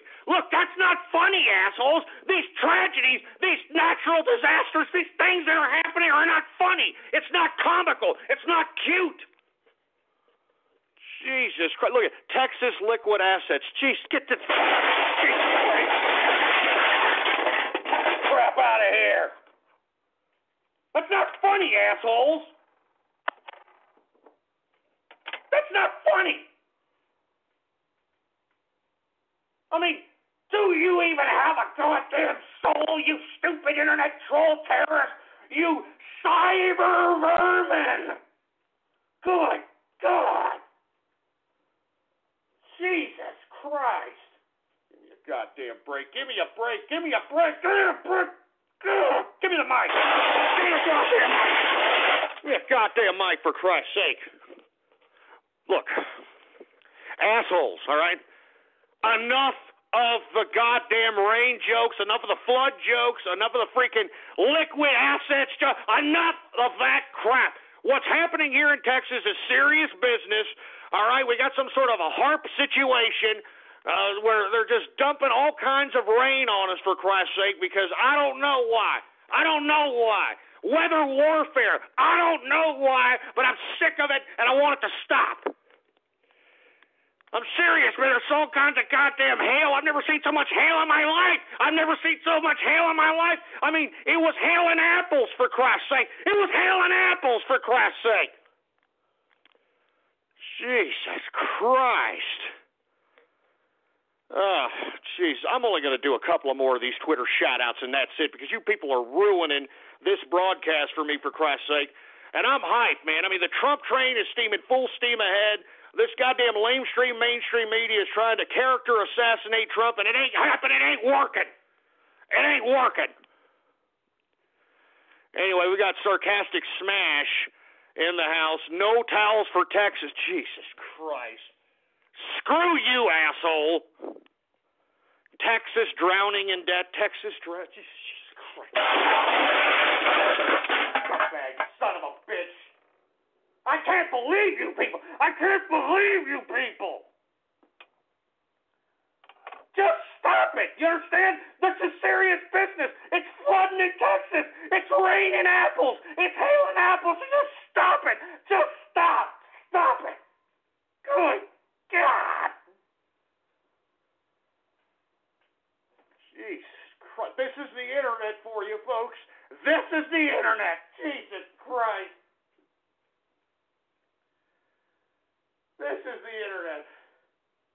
Oh, my God. I don't even know. What am I doing here, for Christ's sake? What am I doing here at broadcasting to you ungrateful pricks? What am I doing here, for Christ's sake? What am I even doing here broadcasting to you ungrateful jerk dicks, man? I'm telling you, just... give me the mic. Give me the mic. Give me that freaking mic, for Christ's sake. That's it. I've had enough. Get the goddamn Twitter shout-outs off my screen, engineer. Get them off. Jesus Christ. I'm telling you, I need a drink. Where's my drink? Give me my drink, for Christ's sake. Good God, man. I can't believe you sons of bitches, for Christ. I can't believe you heartless scumbags. Let me take a sip of this, for Christ's sake. I'm sorry, man. I mean, you gotta let loose somehow. I mean, you listening to this? Are you hearing this? Oh, my God. Let me take a drink here. Oh. You know, it doesn't matter how mad I get. I'm telling you, when I drink some of that nice blended malt, Johnny Walker Blue Label, oh yeah, it just puts you in a better mood. I don't know what to say. It puts me in a better mood, for Christ's sake. Anyway, folks, let's move on with the broadcast because I think we're running out of time here. And I've gone on and on about the Trump tax plan, but I thought it was necessary to discuss because you have a lot of assholes out here trying to spread slanderous lies about Donald Trump, and we're not going to have it, all right? Now, who's going to be Donald Trump's vice president? I mean, that is the question, isn't it? Who's going to be Donald Trump's vice president? Now, look, I am starting to lean towards the fact that Newt Gingrich is probably the high on the list as the probability of he being the vice president for Donald Trump. Now, I've never been a big fan of Gingrich, to be completely honest with you, but the only reason that I think that this would be a decent choosing of a vice presidential candidate is because this man, Newt Gingrich, he represents a conservatism from the 90s that's no longer represented within the Republican Party. Moreover, it'll basically allow some of these staunch conservatives on the Never Trump side to be nullified if they have a conservative like Newt Gingrich on the ticket. Now, lest we forget, this man was the Speaker of the House during the 1990s. He was able to negotiate with Bill Clinton, believe it or not. I mean, and of course, Bill Clinton likes to take credit for this, but it was actually Newt Gingrich and the Republicans that initiated this. And, of course, it's being criticized by Black Lives Matter right now. That's the reason why they're protesting Bill Clinton's speech stumping for Hillary Rodham, is because it was welfare to workfare, I believe it was called. Meaning that, yeah, okay, we'll give you some welfare, we'll give you some food stamps, but we're only going to give it to you for a limited amount of time until your ass goes out and gets a goddamn job, all right? And because of that particular law, folks, all right, that's why you had such low welfare doles, such low food stamp doles. I mean, less people dependent on the government because they couldn't do it. I mean, Newt Gingrich was able to negotiate with this liberal Bill Clinton to initiate that particular entitlement cutting, and I thought it was great. All right, I thought it was excellent. And I believe now that Newt Gingrich has been out of the game for a long period of time. Remember, this man is no longer a part of the establishment. He was the establishment in the 90s. He is no longer a part of it. I think that by bringing him in as his vice presidential candidate, he can utilize his knowledge of the bureaucratic system to be able to push forth these initiatives that Donald Trump has put forth in his campaign to become a reality. All right? I mean, do you understand? I mean, this Newt Gingrich, he was the Speaker of the House. He understands the political system. He understands the Washington, D.C. game, that whole disgusting social network out there in D.C. So, I mean, I don't think it's a horrible choosing if he decides Newt Gingrich. Now, other names are coming about. Of course, Chris Christie, although I think Chris Christie wants top cop. He wants to be the Attorney General. And moreover, that Bridgegate situation is far from over. So I think that would be the last thing Donald Trump would want to put on his campaign as it relates to a vice presidential candidate. Marco Rubio was allegedly, being thrown out there, but according to one of Donald Trump's tweets, he's not even being considered. So Marco Rubio, maybe not. And did y'all hear Ben Carson allude to the fact that Sarah Palin is on the list? Now, I hope that's just freaking, Ben Carson and his evangelical kooksterness, playing wishful thinking. Because, man, I'll tell you right now, that would severely turn me off. I mean, I'm sorry. I'm not joking around. I mean, Sarah Palin, if you look back in the goddamn archives when I broadcasted as True Conservative Radio, and you can look back in those archives at blogtalkradio.com/ghost. That's blogtalkradio.com/ghost. If you look back in those archives, I said that the 2008 presidential campaign for the Republican Party, that 2008 that convention, that Republican convention, was a coronation of the liberals taking complete and total control of the Republican Party. Do you understand that? I mean, you can look back in that archive. I said it, boy. I said it was a complete and total control of the liberals by complete and total control of the Republican Party by the liberals, for Christ's sake. And to prove it, John Turncoat McCain was the goddamn nominee, and he chose Sarah Eskimo Bimbo Palin, all right? And the reason I am so against Palin, folks, is because this dumb skankosaurus Eskimo Bimbo bitch, excuse me, I don't like the woman. This woman has redefined what conservatism is. She's redefined what the evangelical movement is. And to be honest with you, I mean, they weren't the brightest people to begin with. I mean, with all due respect. But because Sarah Palin's arrival on the national political scene, for Christ's sake, has come about, they've turned even into more idiotic, stupid people, in my personal opinion, all right? I mean, I remember conservatism used to mean something, you know what I'm saying? I mean, we used to shun teen pregnancy, for Christ's sake, and having kids out of wedlock, and all this ridiculous activity that was embraced in the 2008 Republican convention. It was embraced. Remember Bristol? Remember Bristol? Oh, look, she's pregnant. Oh, it's so adorable. Everything's great. When I saw that on the Republican convention, when I saw that being displayed, I knew that was the death of conservatism. I knew that it was a complete and total control of the liberal regime taking control of the GOP. So let me tell you something right now, Donald Trump, if you are listening, please do not even consider Sarah Eskimo Bimbo Palin, not just because of me, all right? Nobody even considers this broad outside of the small evangelical, ridiculous, idiot base, with all due respect. These are the only people that admire this skankosaurus. I mean, and another reason why I don't like her, folks, is because she is the reason.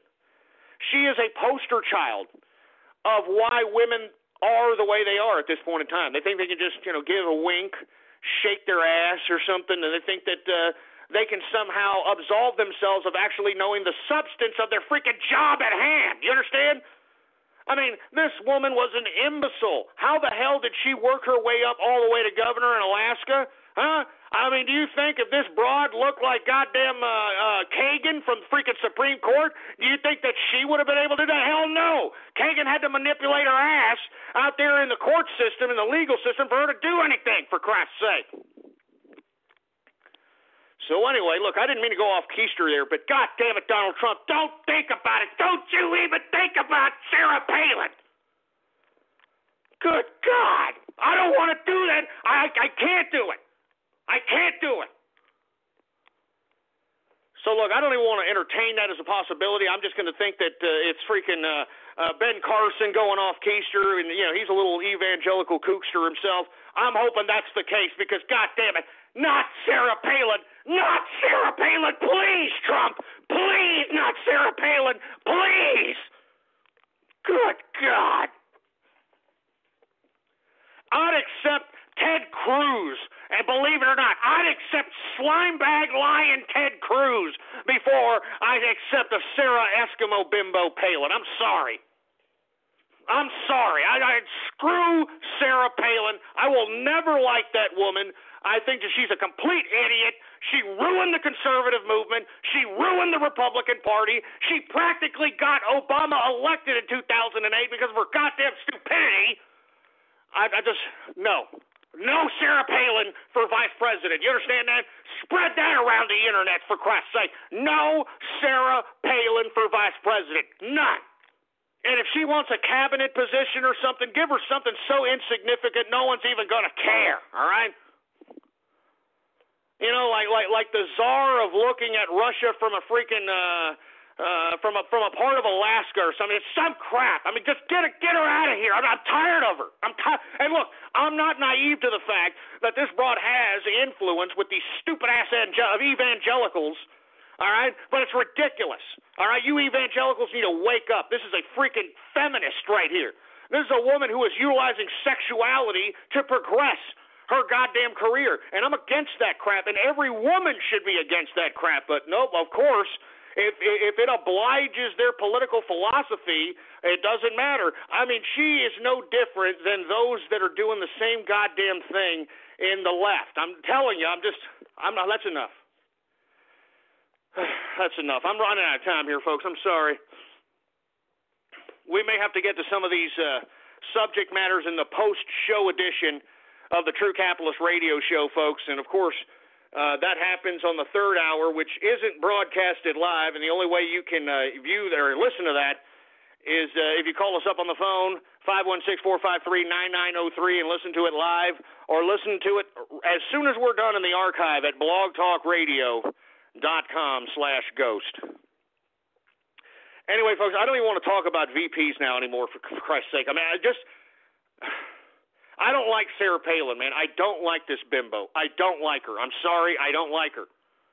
All right? I'm sorry, I don't like it. I don't like it. Anyway, let me move on to the next subject matters, for Christ's sake.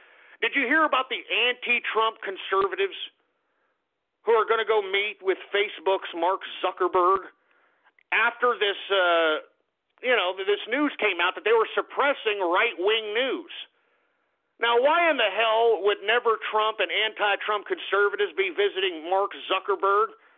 I mean, what, were they going to negotiate a deal to suppress Trump news and the Trump supporters and Trump accounts, pro-Trump accounts? I mean, look at these scumbags over here now, all right? Look at these so-called conservatives over here. This is what I'm talking about. Why do you think I no longer call myself a conservative, folks? They're hypocrites. All right? They're hypocrites. I mean, the more conservative that they claim to be, the more perverted, the more substance abusive, the more freaky, kinky, disgusting, filthy they are. I mean, you got Glenn Beck wanting to meet with this freaking dumbass on freaking Zuckerberg from Facebook. I mean, you got all these other anti-Trump, never Trump assholes. What are they planning on doing? What are them and Mark Zuckerberg planning on doing? That's why I don't have a Facebook account, folks. I strongly advise everybody, please, if you do have a Facebook, don't put your personal crap on there, folks. Don't. All right? I mean, make it a fictitious account or something. It's ridiculous. It's stupid. All right? I mean, you people have fallen hook, line, and sinker uploading your freaking personal videos, uploading your personal pictures, uploading your freaking most intimate thoughts, putting all your goddamn events of your life on a damn timeline like an idiot. And guess who owns that, huh? Old Mark Zuckerberg, You gave it to him, for Christ's sake, like an idiot. All right? I'm serious. I'm sorry. I don't like Facebook. I think it's a piece of trash. I think it's basically the internet for morons, Seriously, I think it's the internet for morons. It's the cesspool of the internet. And if you like Facebook, well, then you're a piece of trash. I think you're stupid. I think you're an ignorant piece of garbage, in my personal opinion. I'm sorry. It's just my opinion. I'm sorry. Freaking anti-conservatives to meet with Zuckerberg. What are they gonna talk about with this phallic fluffer? What in the hell are they gonna talk about with this asshole? Jesus Christ, man, this is getting more and more sick as time goes by, for Christ's sake. It's bad enough that we got to look after the leftists and the Democrats. I mean, we got freaking, was it Hillary Clinton? I tweeted out a goddamn article, a few days back, that she's paying, $10 million to freaking online trolls, for Christ's sake? Can you believe this crap? Listen to the desperation of these leftists. And on top of having to worry about these assholes, we got to worry about so-called conservatives, too. So-called conservatives, too? You stupid pieces of crap. I'm telling you.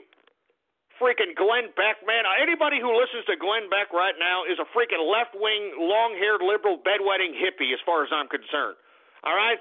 I mean, this idiot is pathetic. It's pathetic and sad. And if you're still doing this anti-Trump, never-Trump crap, then you go ahead and vote for Hillary Rotten Clinton, you dumbass. We don't want you. We don't need you out here at the Republican Party anymore. You understand this? The capitalists have taken control of the party. The GOP is ours. It belongs to us now. So if you dumbass conservatives and you so-called evangelicals don't like it, then get out. Get the hell out. Go vote for Hillary Rotten Clinton and go elect the devil, you so-called conservatives. Get out. I'm sick of you conservative pieces of crap already. I'm sick of it, man. Oh, I'm conservative. Look at me. I'm a conservative. Why? Because you go to church, you dumbass? Huh? Because you donate to somebody else's collection plate? Huh? So you can use that as an act of contrition because you slapped your wife earlier in the week? Huh? Because you beat your kids? Huh? Yeah, I mean, just hypocrisy, man. Freaking hypocrisy. Jesus Christ. Freaking hypocrisy, man. Anyway, folks, I want to move on with the subject matters of the show here. Did anybody hear this Vermont college? What was it called? Burlington, I believe it's called. This college in Vermont that was ran by Bernie Sanders' wife going down the tubes. All right? I'm serious. It's closing because of money trouble. And, hey, idiot college kids, this is the consequence of free college right here, huh? Oh, yeah. Here you got Bernie Sanders, Mr. Socialist. He's got his wife who works in this goddamn higher education nonsense. And look at her. The damn college that she ran is being flushed down the damn proverbial toilet. So I don't want to spend too much time on this subject matter. I just wanted to bring it up because I want you people to understand that are out there listening, that are college kids, that are putting yourself in your own indentured servitude by paying, $50,000, $60,000 plus college debt, for Christ's sake, to realize that if it was free, this what would happen. I mean, whatever your alma mater was will eventually close down, for Christ's sake, because anything free doesn't work, assholes. And as I've stated time and time again, it's practically free now. I mean, why do you think most college campuses are ghetto America? I mean, it's ghetto degeneracy all over the son of a bitch because of the grant system, free government grants, and all these goddamn scholarships that are available for anybody, for Christ's sake. I mean, you can get a scholarship for having red hair, for Christ's sake. There's so many goddamn scholarships out here. You just got to look for them. If you can't get them, it's because you're a lazy prick and you don't want to go to college. I'm not saying you should go to college either, folks, to be honest with you. I mean, unless you can have it fully paid for, or unless mommy and daddy gave you a college fund and saved up, do not go to college, all right?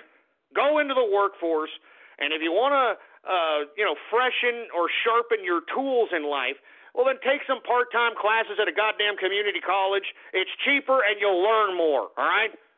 It's cheaper and you'll learn more and you won't be in any goddamn debt, all right? You'll be way ahead of all these idiots that are taking they're getting underwater basket weaving degrees and paying like $50,000, $60,000 for the rest of their life, all right? Don't do that. But once again, Vermont College, was it Burlington, I believe it was, Bernie Sanders' wife, Jane, when she ran it here recently, and now it's closing down because of money trouble. I mean, that's what you get for, that's what you get for obliging socialism. Haven't you noticed a theme here with socialism? It all comes crumbling down. Jesus Christ. Anyway, let's go into some international news. Did you hear about this? The U.S. and the UN, they are agreeing to bring in more arms, more weaponry to the supposed Libyans in Libya to supposedly fight ISIS. Folks, I mean, if you believe that this arms move in Libya is anything else other than to arm ISIS itself, you're an imbecile, all right? I mean, I was against the overthrowing of Muammar Gaddafi. I was broadcasting at that time. You can listen to my broadcast. I said that I don't see any reason why the United States and NATO are doing this. I had no idea. It made no geopolitical sense at the time. It still doesn't make any geopolitical sense. And let me tell you, the media is covering that the United States, the UN, are going to arm and import all kinds of artillery weapons into Libya to supposedly arm the, I guess, good rebels. Wink, wink. What a bunch of crap, man. Do you remember right after Gaddafi was overthrown, they threw up the Al-Qaeda flag in the Capitol? Y'all remember that? I mean, as a matter of fact, that YouTube video is still up on there, for Christ's sake. Right after they overthrew Muammar Gaddafi, they raised the Al-Qaeda flag in freaking Libya. And now what, we're going to throw more arms out there, folks? Do you know these international bureaucratic institutionalists are purposely doing this, folks? I mean, just take a look at what's happening. They are purposely doing this crap, and I don't appreciate it one goddamn bit. All right? Because it's bad enough. The arms that, and look, you can go do a damn search on YouTube, folks. Our military, before we even put these supposed fake bombings on ISIS, when the Pentagon shows us these bombings of oil trucks and oil facilities supposedly belonging to ISIS, you know that before they bomb, they actually go out and throw leaflets telling these people in their native tongue to get the hell out of there, to don't be by any trucks, that they're going to bomb the place, so on and so forth. I mean, if this is supposed to be our enemy, for Christ's sake, why in the hell are we doing this? I'm telling you folks better start becoming very aware of what's going on and what these international bureaucrats, and there's many of them within our own government, what they are doing. They are trying to destabilize the world, in my personal opinion. They're first starting off with Europe. They're trying to bring that garbage over here in the United States. They are trying to destabilize the world to legitimize their totalitarianism. They are trying to legitimize bureaucratic institutional totalitarianism, and it's disgusting. And I think that everybody needs to take their heads out of their ass and realize what's going on. And this is why, I hate to keep reiterating this is why Donald Trump's candidacy is so goddamn important. It is the last line in the sand. I mean, he has already put forth in his foreign policy that he will not oblige these international bureaucratic institutions. He will not sign away American sovereignty. He will not give any authority of over the United States to any international bureaucracy. I mean, this goes against all the policies that have been put forth for the past 30 years. For the past 30-plus years, every goddamn president that has come into office has signed away America slowly but surely. All right? NAFTA, trade agreements. I can go on and on. I mean, Jesus Christ. I mean, people need to realize that our country has been dismantled by the individuals that we've elected into power that have been secretly international soulless bureaucrats. And as I've stated, this is why we can no longer elect career politicians. We can no longer elect any of these damn career bureaucrats any longer. They're dangerous. They've ruined the country. That's why Donald Trump's candidacy is so important. And that's why we, as the Trump train, need to do whatever it takes to make sure that the proper information is facilitated to as many eyes as possible. That's why I am encouraging everybody within the sound of my voice to partake in this information war. I mean, this is really what it is. I mean, look at how the mainstream media talking heads on the boob tube are lying about Donald Trump. They're lying. They're outright lying, and the simpletons that are watching this son of a bitch are actually believing it. They're thinking of it as gospel. That's why I encourage each and every one of you folks, get a goddamn blog. If you don't want to get a blog, if you communicate better in video, get a video vlog. All right? If you don't want to do that, if you have a social media site and you got a lot of followers, you got a pretty good sphere of influence, well, by God, post news articles.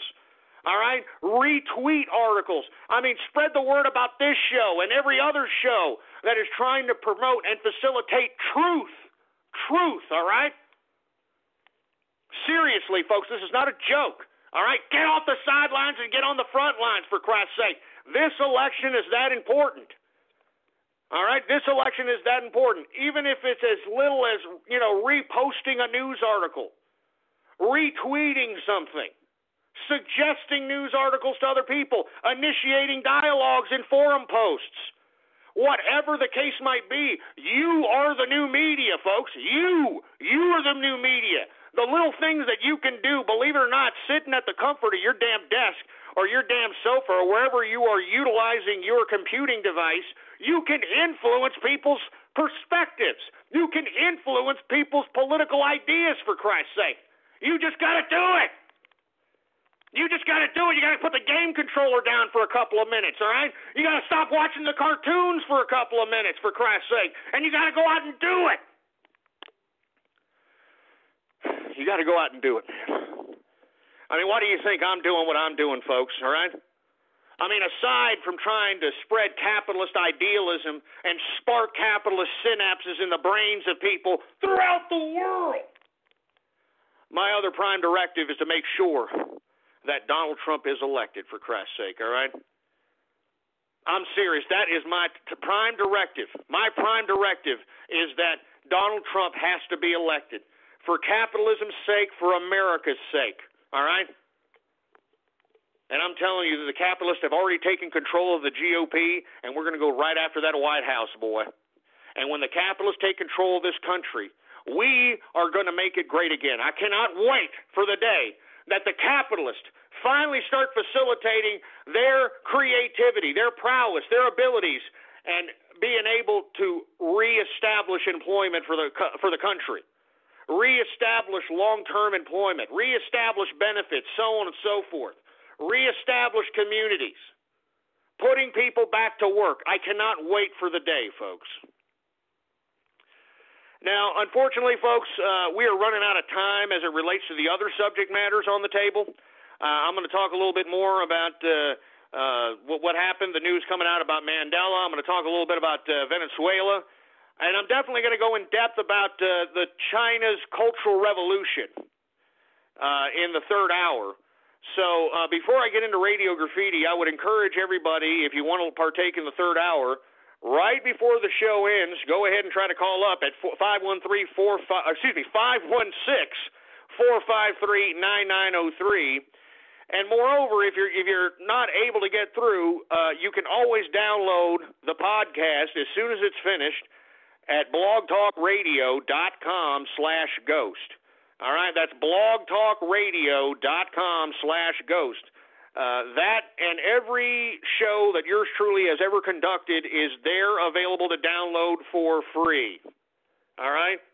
Absolutely free. That's what it's all about, baby. I'm trying to spark synapses in capitalist brains throughout the world, baby. Anyway, folks, before I get into anything else, I want to let everybody know that it's about that time for everybody's favorite part of the broadcast, and I'm talking about Radio Graffiti. Well, that's right. Radio Graffiti, the part of the broadcast where the spectators become a part of the spectacle, All you have to do is call me right now at 516-453-9903, and when I call on your area code or on your Skype name, you have exactly 3 to 4 seconds to say whatever it is that's on your mind, for Christ's sake, all right?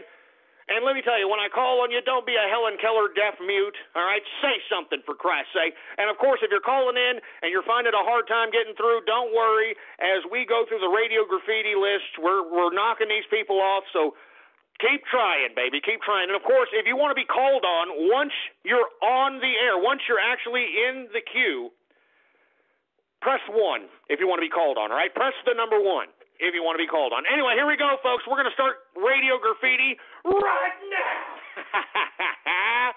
All right. Here we go. 727 radio graffiti. Hey, man, do you have a handicap van I could buy off of you? Yeah, shove it up your ass. 808 radio graffiti. Yo, guys, Capitalist here, man. Just keep me on for the after show, but I do want to say a little something for those liberals. If you guys want bureaucracy so much, just remember Hawaii. Yeah, no kidding. I mean, it's pretty bad over there. Hey, you might want to press 1-808 to take yourself off the queue there. 949 radio graffiti. Hey, I just want to say if Sarah Palin gets elected, she needs to go back to the kitchen, make us some pie, and start having some babies. Keep me on the line. All right, press 1, all right, man? All right, let's see, 606, Radio Graffiti. Hello, how you doing? I just want to tell you how much I appreciate you, and I really love all the Steve Rambos and the Ray Harleys of the world, and I think you're one of the biggest of all. So thanks a lot, Ghost. I'll keep listening to you, brother. True Capitalist Army forever. Yeah, I appreciate it, man. Renegade Supreme Dalek, Radio Graffiti. Poseidon. You're a fruity ass is where I'm standing. You're a fruit bowl. Ghost, how dare you insult God? You man. That's it. Texas shall be forever underwater. Enjoy swimming out of here, Ghost. Jesus. Poseidon. See that, Ghost? Good luck building an ark, because Texas will be flooded any minute now.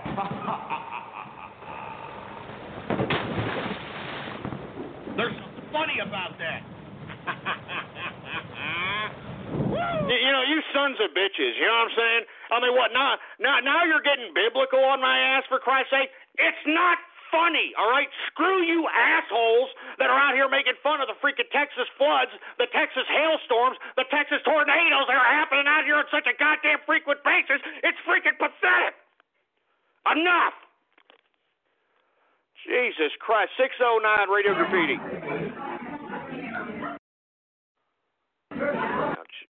Where were you, at the cafeteria waiting for Mammy or something?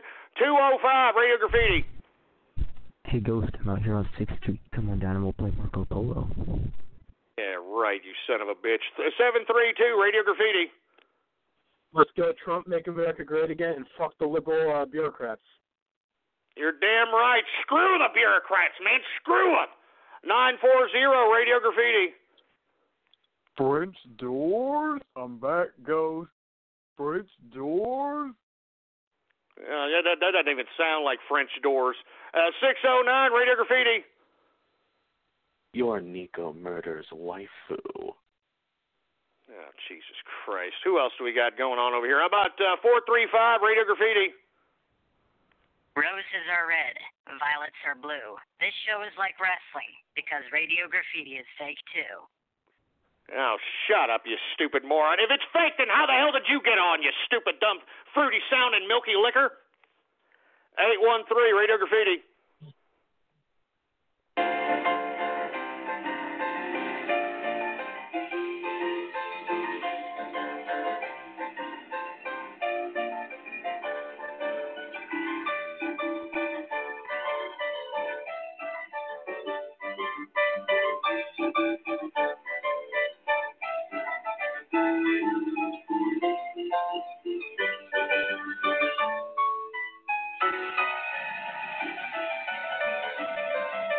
Not too bad, man. I'm telling you, that's some pretty good piano playing right there.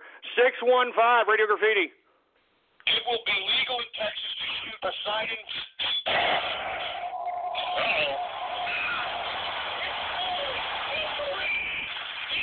Jesus Christ, with these goddamn splices. Enough, I said. Enough. I'm warning you.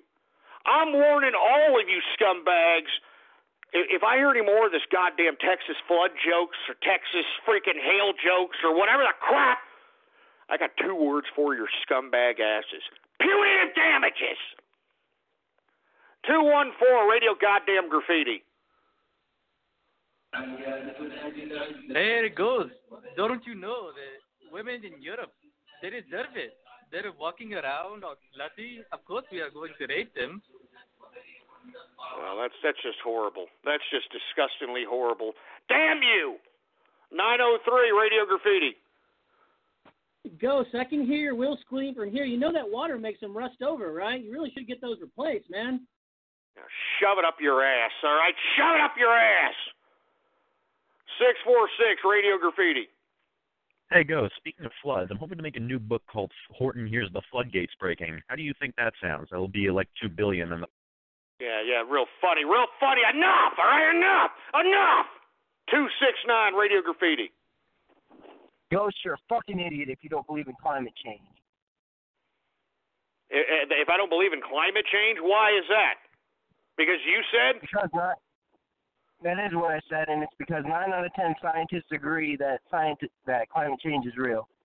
Oh, that is the biggest bunch of malarkey I've ever heard in my life, all right? I mean, I think it was Anonymous that released the freaking the emails from the scientists during the COP15 or what the hell? Remember the Copenhagen stupid dumb freaking summit? Remember that? They released the emails from these goddamn stupid scientists. It's a big joke. It's a scam. All right? Get out of here. And if it is changing, it has nothing to do with human beings, all right? It has everything to do with whatever the hell's happening that is beyond our goddamn control. Stop trying to tax human beings for breathing, assholes. Stop trying to tax human beings for breathing so that they can fund the United Nations being a global institutionalist power. Because that's all this climate change crap is about. It's about taxing everybody throughout the world for breathing. All right? Because it's our fault that climate change is happening, which is a bunch of horse shit. Geico presents sharing versus oversharing. Today, Bridget Griffin shared a video of her daily yoga routine, 2 self-help articles, and her new blog called Build Your Inner Bridge with Bridge. Girl, your sharing has turned into oversharing. No worries, Bridge. Geico has some info worth sharing with your 7 blog followers, like how you could save money on your car insurance, update your policy, and report a claim just by visiting geico.com. How's that for building your inner bridge? Bridge, Geico. 15 minutes could save you 15% or more on car insurance. Anyway, 678 Radio Graffiti. Hey, Ghost, you were a lunch lady at the local high school of mine. I remember you. Yeah, sure. That's stupid. 616 Radio Graffiti. Hi, Ghost. This is Dr. Rational speaking. I thought I'd let you know we're ready to give Templeton the sex change operation you requested. We just need to know... Shove it up your fruit bowl ass. 703 Radio Graffiti.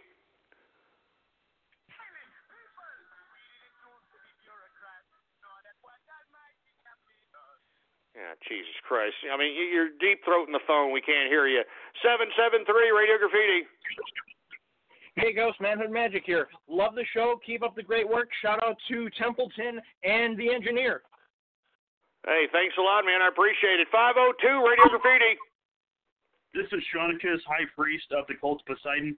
If you besmirch my lord one more time, I got 2 words for you. Flood damages. Oh, shove it up your ass, all right? Enough of this crap. Stupid son of a bitch. 630 Radio Graffiti. Sarah Palin shouldn't be in the White House. She should be in the kitchen making the capitalist army sandwiches. Yeah, that's right, man. Oh, man, I love that guy. I don't know what it is, but...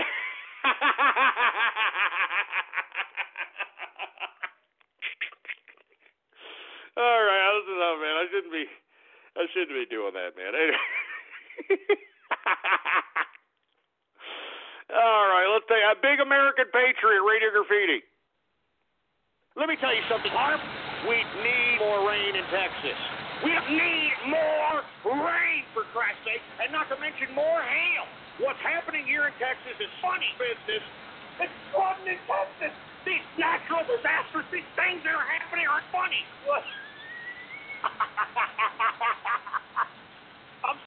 Goddamn sons of... God damn it! God damn you! I told you idiots, enough! Enough already, for Christ's sake! Oh, my God, enough! It's really gonna hail again, for Christ's sake! I mean, we got more hail coming! We got more rain coming, for Christ's sake! I mean, it's gonna hail apples again, for Christ's sake! It's gonna hail apples, and I can't stand this crap already! Good God! Good God! Enough! All right, please, enough! Jesus Christ, you soulless scumbags! Give me the mic! Give me the mic! Give me the mic! That freaking mic over here. Jesus Christ, you scumbag sons of bitches. Oh, my God. Mr. Sev, Radio Graffiti. I-shape shift. I don't like them putting chemicals in the water that turn the friggin' frogs gay. Do you understand that? Serious crap. I'm sick of being so... Hey, he stole my act. That goes to show you that Alex Jones, that's why I don't like the man, all right? Look, I appreciate what he's doing, all right? I appreciate his little organization. They are producing some decent content. But as far as me and Alex Jones are concerned, unless this man finally admits that, hey, look, I go to the True Capitalist Radio broadcast for inspiration, I just, it's personal, all right? It's goddamn personal. 205 Radio Graffiti. Anime plus, anime plus, anime plus, anime plus, anime plus, anime plus, anime plus, anime plus. They be fine as a motherfucker. Anime plus, yeah, you know. Yeah, Jesus Christ. Oh man. 614 Radio Graffiti. Hear that, Ghost? My dogs are saying you should replace Templeton with a black lab and take it swimming on 6th Street. Oh, my. Oh, Jesus Christ. Damn it! Damn it! Leave my dog alone and stop! Stop! Stop! Stop with the goddamn flood jokes, alright? I mean, good God, man! Jesus Christ, if it's not the freaking flood jokes, you people are picking on my dog. Oh my God, I don't know what I'm doing here, for Christ's sake. I don't even know what I'm doing here. Oh my God. Oh, Jesus Christ. Give me the mic. Give me the mic. Give me the freaking mic, for Christ's sake. These freaking trolls, man. I'm telling you, these freaking trolls, man. I'm taking a couple more callers, then we're going to have to wind this whole goddamn live freak show down, for Christ's sake. Thai Fruit Dragon, Radio Goddamn Graffiti. Yeah, I wish you got tornadoes out here, for Christ's sake. You got non-stop rain and you people think it's a big freaking show. It's freaking hailing apples out here. It's hailing apples. Jesus Christ, I just said that. And secondly, stop making me sound like half a tard, for Christ's sake. Stop making me sound like half a tard. Jesus Christ, you urinal cake curator. Jesus Christ. Cave Johnson, Radio Graffiti.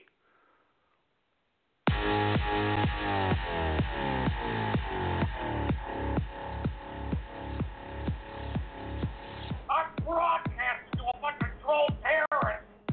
I'm broadcasting to a bunch of cyber vermin.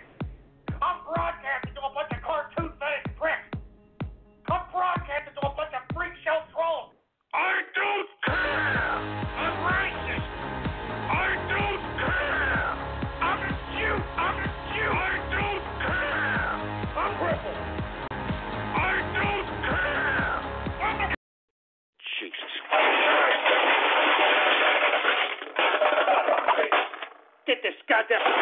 goddamn crap out of here. This is just disgusting. If it's not the goddamn trolls that are trolling the rain, if they're not trolling my dog, freaking remixes, man. I mean, have you done a YouTube search for all the goddamn remixes that are done of me? For Christ's sake, it's pathetic. Oh, my God. Give me the mic. Give me the freaking mic, for Christ's sake. Jesus Christ. One more goddamn call before we get off the damn live broadcast. Dick Breath, Radio Graffiti. See another crash here at any point. And once again, it's hard to pinpoint when the crash is going to happen.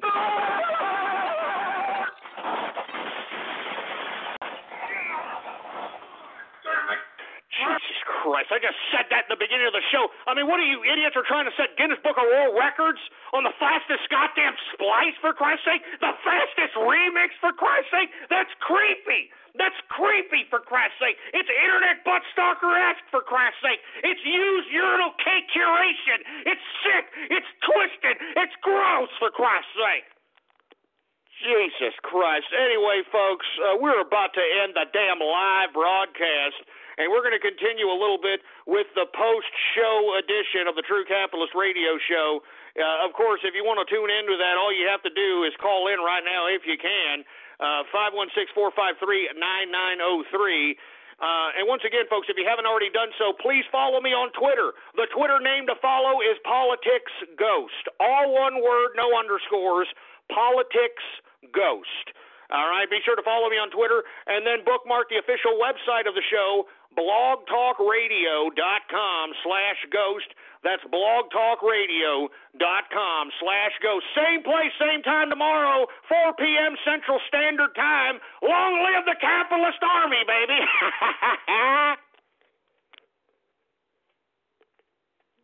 All right, now we are officially off the air of the live broadcast, and the only people that are going to be able to tune in with us right now are those that are listening live via the phone, and, of course, those that are listening in via the podcast. And I want to thank you for your patronage, especially you podcast listeners out there. I know that you guys, sometimes you can't partake with us in the live show, and we are live every Monday through Friday, 4 p.m. Central Standard Time. So let everybody know and spread it around like wildfire that we are in effect in the house every 4 p.m. Central Standard Time in America and throughout the world. And moreover, folks, I like doing this post-show edition of the True Capitalist Radio broadcast because it's a treat for the podcasters, for Christ's sake. And I do want to reiterate that we are going to extend the show starting next month. One more hour, so it'll be a 3-hour edition, 3-hour live edition of the True Capitalist Radio broadcast. So make sure to let everybody know that we are in effect in the house on this live broadcast, and next month it'll be 3 hours, and moreover, we will be able to add and let people listen on the phone. And they're going to have, I think, 50 more lines, I believe it is, on the phone so that more people can call in, more people can participate, so on and so forth. So I'm very excited about that. So make sure to put that on your calendars. This summer, it's going to be a True Capitalist Radio summer, baby. 3 hours. All right, we may even add on a little bit of post-show edition into the 4th hour, depending on time constraints and depending on how I feel, for Christ's sake. Because as you can see, these goddamn troll terrorists are they're scumbags, as you can see. They're soulless, as you can see. But anyway, I want to get to the subject matters that I did not get to at the beginning of the show because we were covering so much. All right, the last subject matter we were talking about prior to going into Radio Graffiti was that the U.S. and the United Nations are going to import more arms into Libya so that they can aid the so-called, the country there. I mean, once again, when Muammar Gaddafi was overthrown from power, folks, they were raising the Al-Qaeda flag in the capital of Libya. All right? I mean, give me a goddamn break, for Christ's sake. But anyway, enough of that. We talked about that in the previous hour. I do want to talk a little bit about how this new article that has come out, as a matter of fact, this new report that has come out, that the CIA was actually the group in charge of Nelson Mandela's arrest, and I believe it was in 1962. Now, of course, the reigning government that is there at the time, which was what Nelson Mandela's political affiliation was, the ANC, the African National Congress, they came out today to rebuke this particular article and suggested that the United States is pushing for regime change after the Nelson Mandela CIA story. And, to be honest with you folks, I wouldn't doubt if they are. I mean, ever since Nelson Mandela got out of prison and then he became the president of South Africa, I mean, where has South Africa gone, to be honest with you? It's gone nowhere. I mean, the people that he was supposedly going to liberate, I mean, the whole reason for the African National Congress was to, basically fight against apartheid, I mean, which is a rightful cause. But at the same time, when the African National Congress came to power, the people that they were supposed to help that were afflicted with apartheid are living in basically the same conditions they were living during apartheid. All right? I mean, they're just intermixed a little bit with some white folk. I mean, I don't understand why, first of all, Nelson Mandela is such a hero. First of all, he was a goddamn communist. All right, let's be honest, folks. He was a goddamn communist. Why do you think the damn CIA was on this idiot's tail to begin with? He was a communist, all right? And I know people want to believe that Nelson Mandela was this, wonderful person and that, oh, look at this guy. He did so much great things. The African National Congress has been in charge of South Africa for, Jesus Christ, how many years? At least over 30, right? I mean, Jesus Christ, what have they done? They've done nothing. They've helped themselves, for Christ's sake. I mean, remember when Nelson Mandela's wife, for Christ's sake, got into some trouble? Because she was, just splurging like she was freaking Marie Antoinette, for Christ's sake. I mean, this is what you got out here. I mean, this is what happens when, these bureaucrats and these supposed political activists, this is what happens to them once they attain power. They all become corrupt. All right, absolute power corrupts absolutely, for Christ's sake. I mean, that's a perfect example of Nelson Mandela. And let me tell you, the African National Congress accusing the U.S. of pushing regime change, there should be regime change. All right, there should be, because you all have done nothing, ANC, out there in South Africa. You've done absolutely nothing for the people that you were supposed to help. You've done nothing but help yourselves, like traditional bureaucrats, like traditional community activists, like traditional political activists. Once you have taken power, you've done nothing but help yourselves, and that includes Nelson goddamn Mandela, all right? So I'm glad this CIA story came out today and suggested that the CIA was the one that was basically in charge of basically directing the arrest of Nelson Mandela, all right? Thank God, all right? Because he was a damn communist.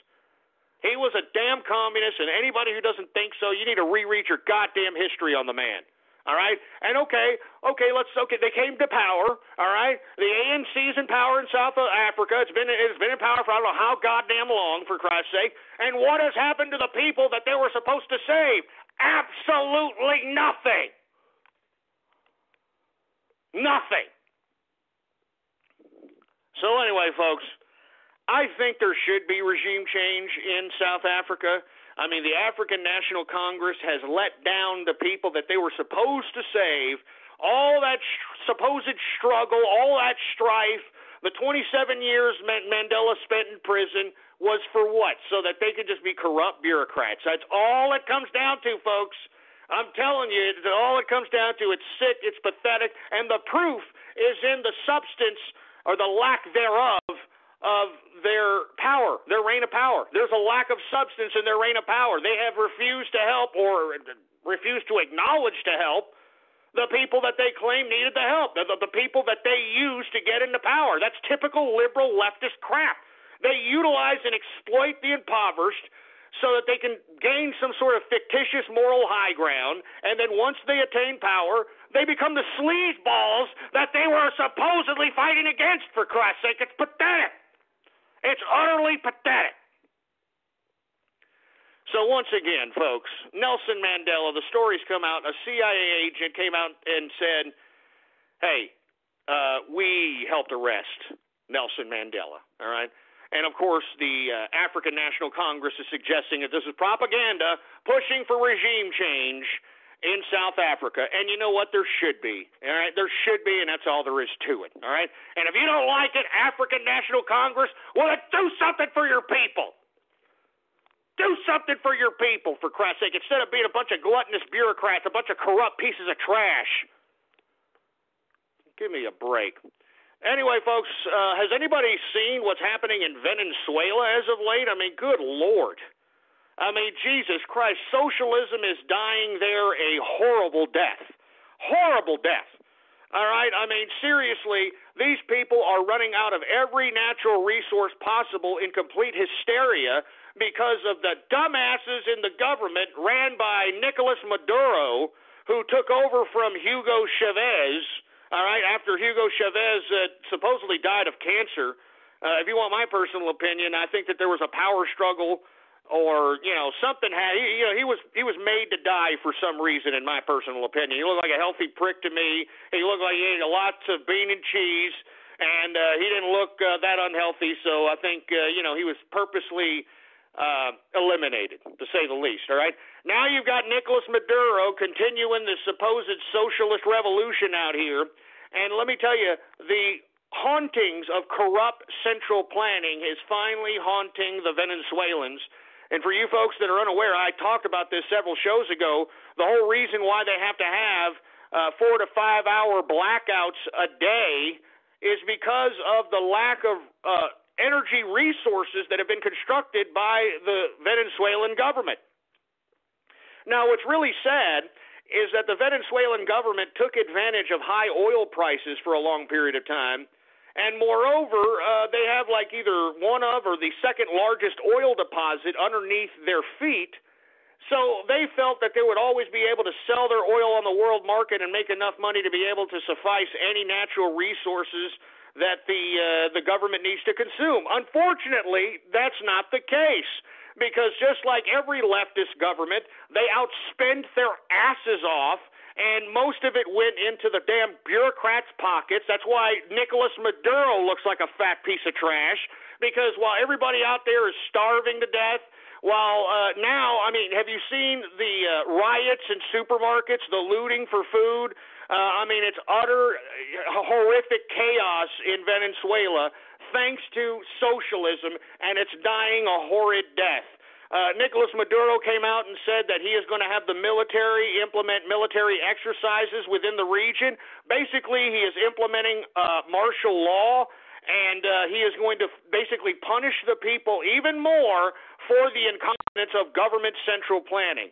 And I think that Nicolas Maduro should step down, and if he doesn't step down, he should be forcefully removed from power. He should be forcefully removed from power, all right? I'm talking Pinochet style, if necessary, all right? I'm not joking around. I'm talking Pinochet style, if necessary. This Nicolas Maduro and the whole goddamn leftist socialist regime of that damn country needs to be eliminated, all right? And that's why I'm calling on the Venezuelan people. It's a capitalist revolution. All right, over there too. Demand capitalism.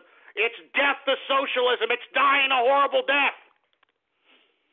And you know, folks, there is such a lack of natural resources in Venezuela right now because of the mass hysteria, because of the looting that's happening in supermarkets and all over the place, that Nicolas Maduro is also taking it upon himself to seize control of private companies and arresting owners. I mean, this guy is going complete and total all-out leftist, totalitarian martial law.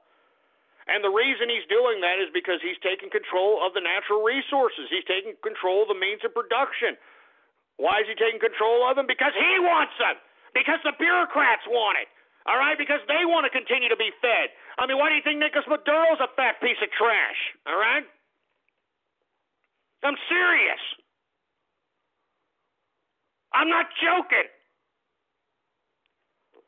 I mean, this is what it's all about, and I'm calling on the Venezuelan military especially. If there is somebody that can assume command, it is time for you to, basically dispense justice with extreme prejudice and basically take out All right?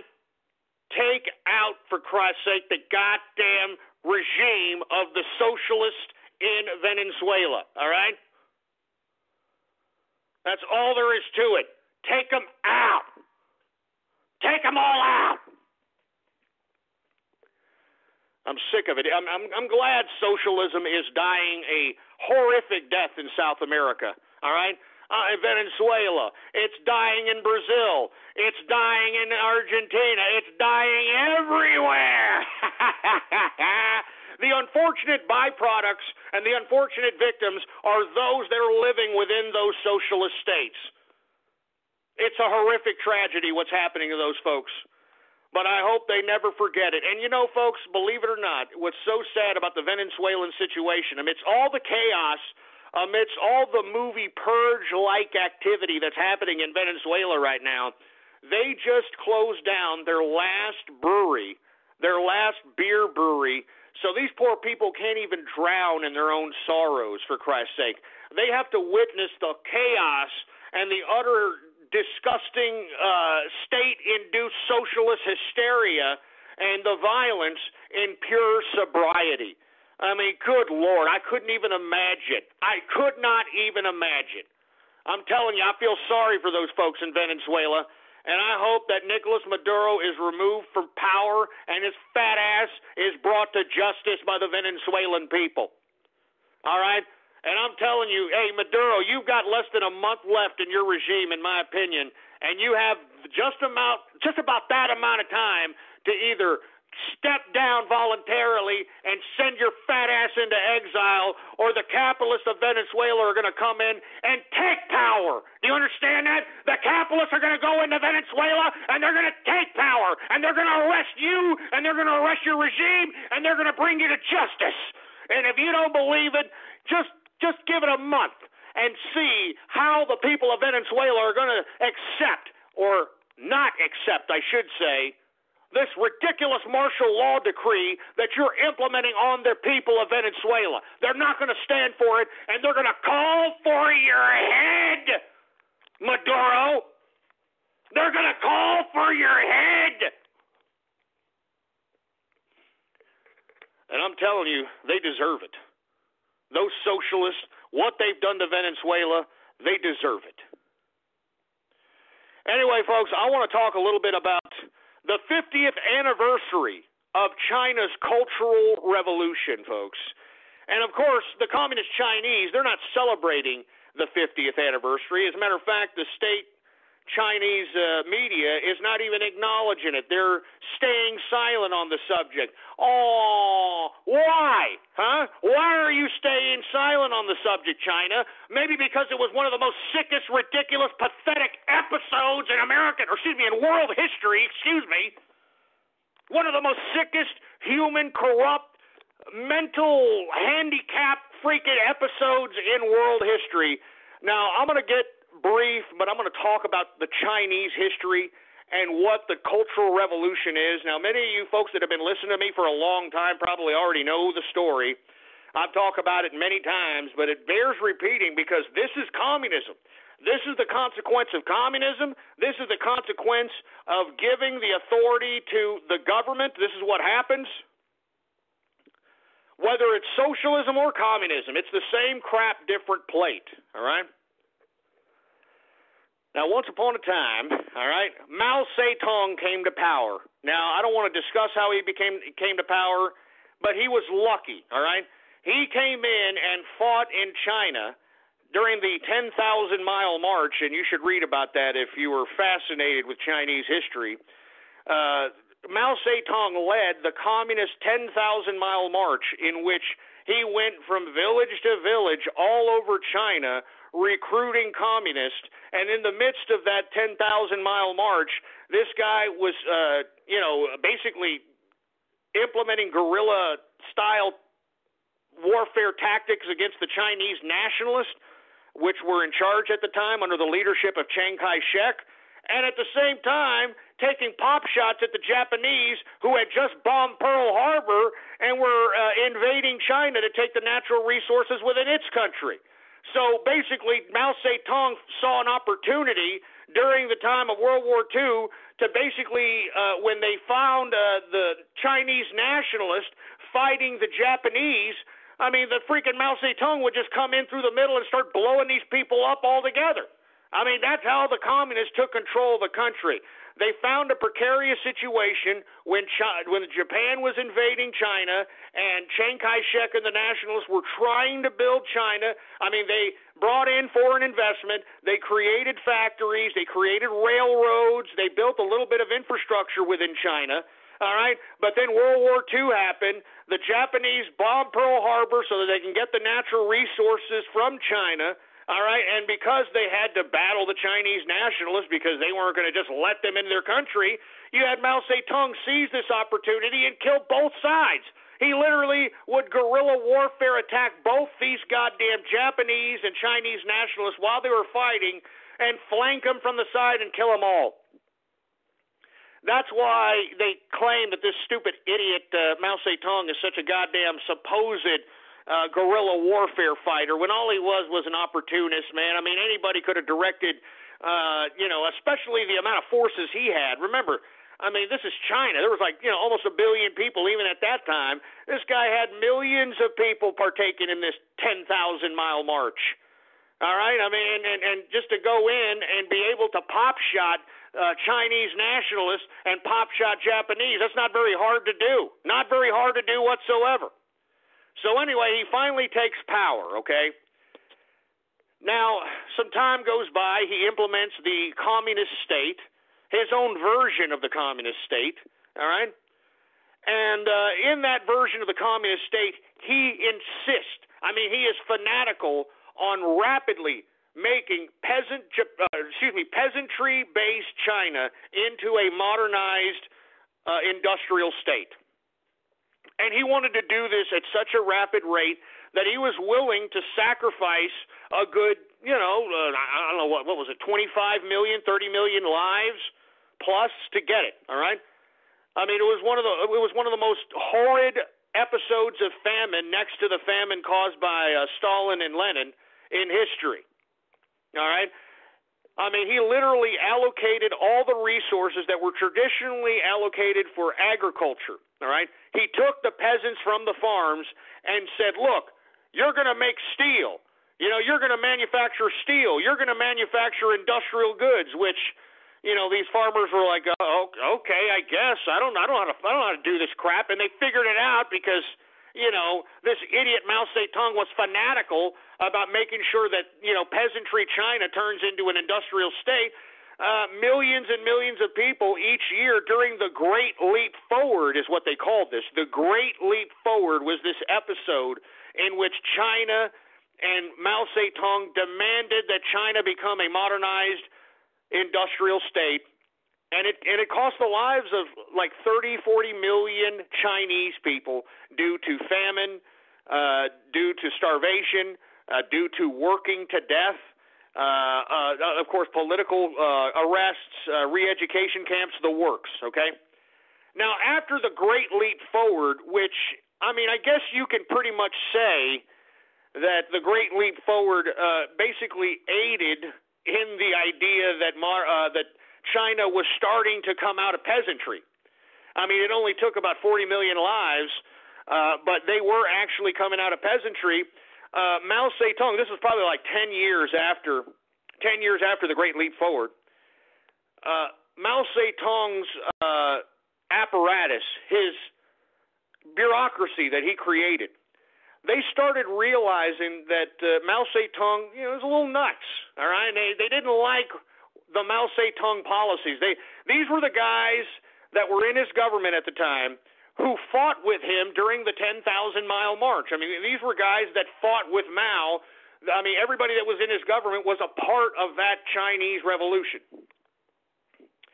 Now, these people that fought alongside Mao, that were a part of his government, were starting to realize that, Mao, he's a little nuts. I don't think we necessarily need this guy anymore, but we can't just remove him from power because he's become a figurehead and much like a secularist God figure in our communist regime. So what these bureaucrats decided to try to do to Mao Zedong was to nullify his power through bureaucratic mechanisms. They tried to utilize the system. Now, once again, I always tell everybody that once a bureaucratic system is created, it is hard to kill. It is hard to dismantle. It is hard to get rid of. And you see, bureaucrats start to realize this because systems all of a sudden begin to have a life of their own. Once a system is created, once a hierarchy is created and is accepted by people within that system, the whole damn system creates a whole new life. It becomes a whole new entity within itself. So within that entity, you had people within the Communist government of China wanting to nullify Mao Zedong's influence. So they utilized bureaucratic methods that were available via the communist system in an attempt to nullify politically Mao Zedong. Mao Zedong found this out, basically knew about it, and you know what this idiot did? This moron put out the Red Book, all right, the infamous Red Book, okay? He puts out the Red Book and, of course, forces everybody in China to read it, all right? And lest we forget that prior to the Cultural Revolution, all right, and right after the Great Leap Forward, everybody that was educated in China was educated that Mao Zedong was some god, that he was the one that, you know, basically unified China after hundreds of years. They looked to him as a very key figure. So when Mao Zedong put out this Red Book on top of the education systems ingratiating this guy as some kind of a goddamn god, he utilized that influence within his people to tap into a revolutionary type of, I guess, hidden fervor that was within the people. Because Mao Zedong did not like that his bureaucrats were nullifying his power. So what he did is he called on the Cultural Revolution, which means he called on all the youth, because at the time, because of all the damn strife and the Chinese Revolution and the war with Japan and China, a lot of the older generations were dwindling. I mean, there were more people within China that were under the age of 24 at the time than were over the age of 24. So what Mao Zedong did is decided to call on the youth. And I swear to God this happened. This is what the Cultural Revolution, this is what the 50th anniversary of the Cultural Revolution is. All right? Mao Zedong, this sick, sadistic bastard, called on the entire country of China to start killing the politicians, to start killing the police, start killing the teachers, even killing their parents, because they have become corrupted by the capitalist system, by the enemy, by the bourgeoisie, so on and so forth. All right? I'm serious. I mean, I'm not joking. I mean, this is what Mao Zedong called on. He said, kill your teachers, kill your family, kill the politicians, kill the freaking police. And you know what these people did? They did it! They did it, for Christ's sake, man. I mean, take a look at YouTube scenes of the Cultural Revolution, for Christ's sake, man. I mean, the young people were basically taking the trains, which were built by the capitalists because of Chiang Kai-shek letting in foreign investment. They were taking the trains and going from goddamn village to village, town to town, and basically having, quote, revolutionary experiences by killing whoever in the hell was in charge of these sons of bitches. I kid you not. I kid you not, that's what the Cultural Revolution was. It was Mao Zedong single-handedly calling on the youth to kill everybody who was a part of the government, all right? Because it was basically a reset, quote-unquote, of the government, because the government had become corrupt, according to Mao. The government had become, the bourgeoisie had become the enemy, and they were trying to make the enemy or make China into the enemy. I guess it was the allegation implied by Mao Zedong, so that's why you had to kill him. And that's what the Cultural Revolution was all about, for Christ's sake, man. I mean, I can't believe it. I mean, that's why you got to take Chinese people with a grain of salt, literally, man. I mean, this was the same guy who literally, with the Great Leap Forward, killed about 40 or 50 million of these people, all right? then comes around, calls for the calls for the Cultural Revolution, and in that he kills another 30, 40 million people as it relates to the Cultural Revolution, killing the teachers, killing the police, killing the government. I kid you not, this actually happened, and that's why the current Chinese regime in power today is completely silent on the 50th anniversary of the Cultural Revolution in China. It was one of the most disgusting, pathetic episodes in human history that I have ever seen, all right? One idiot tells a whole billion people to go out and kill the government, kill their teachers, kill the police, kill their parents, and they do it. It's completely psychotic. Now, on a footnote, folks, just to show you even how psychotic and how trollish psychotic Mao Zedong was, right before he's about to check out of this life, all right? Right before he's about to die, what does he do? He makes friends with the United States. Oh, my God, for Christ. I mean, what a psycho, man. What a psychotic piece of trash. What a psycho, okay? I mean, this guy decides to go make nice with Nixon, all right? And let me tell you, during the schooling of people in China, they would actually stab effigies of Nixon with bayonets. They would stab him. Ha! Ha! I'm serious. This is not a joke. And then you had Mao Zedong walking with freaking Richard Nixon in Tiananmen Square, for Christ's sake. I mean, it shocked the hell out of the Chinese people, for Christ's sake. But that's Mao Zedong for you. All right, that's Mao Zedong, some psychotic piece of freaking rice bowl, chopstick up the ass having psychopath trash.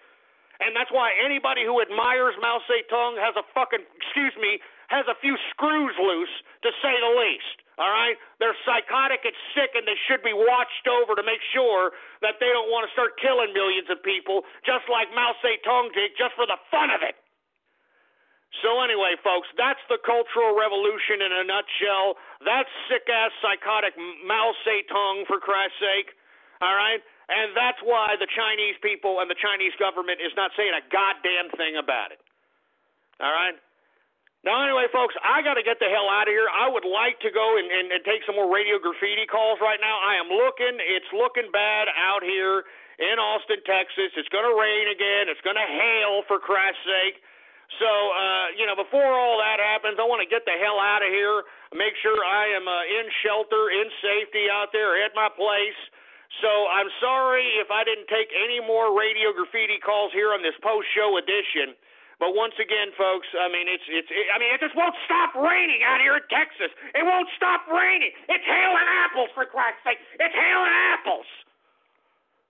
Freaking tornado warnings, all this crap. So once again, folks, my apologies. I would have taken some more radio graffiti callers today. We'll make sure to get some more tomorrow. Same place, same time, 4 p.m. Central Standard Time, folks. All right, blogtalkradio.com/ghost. That's blogtalkradio.com/ghost, the official website of the True Capitalist Radio Show. And, of course, if you haven't already done so, please follow me on Twitter. Politics Ghost is the name to follow. All one word, no underscores. Politics Ghost is the name to follow. Anyway, folks, I will be back tomorrow, same place, same time. We'll try to extend the time of Radio Graffiti since we didn't get to everybody today. My apologies.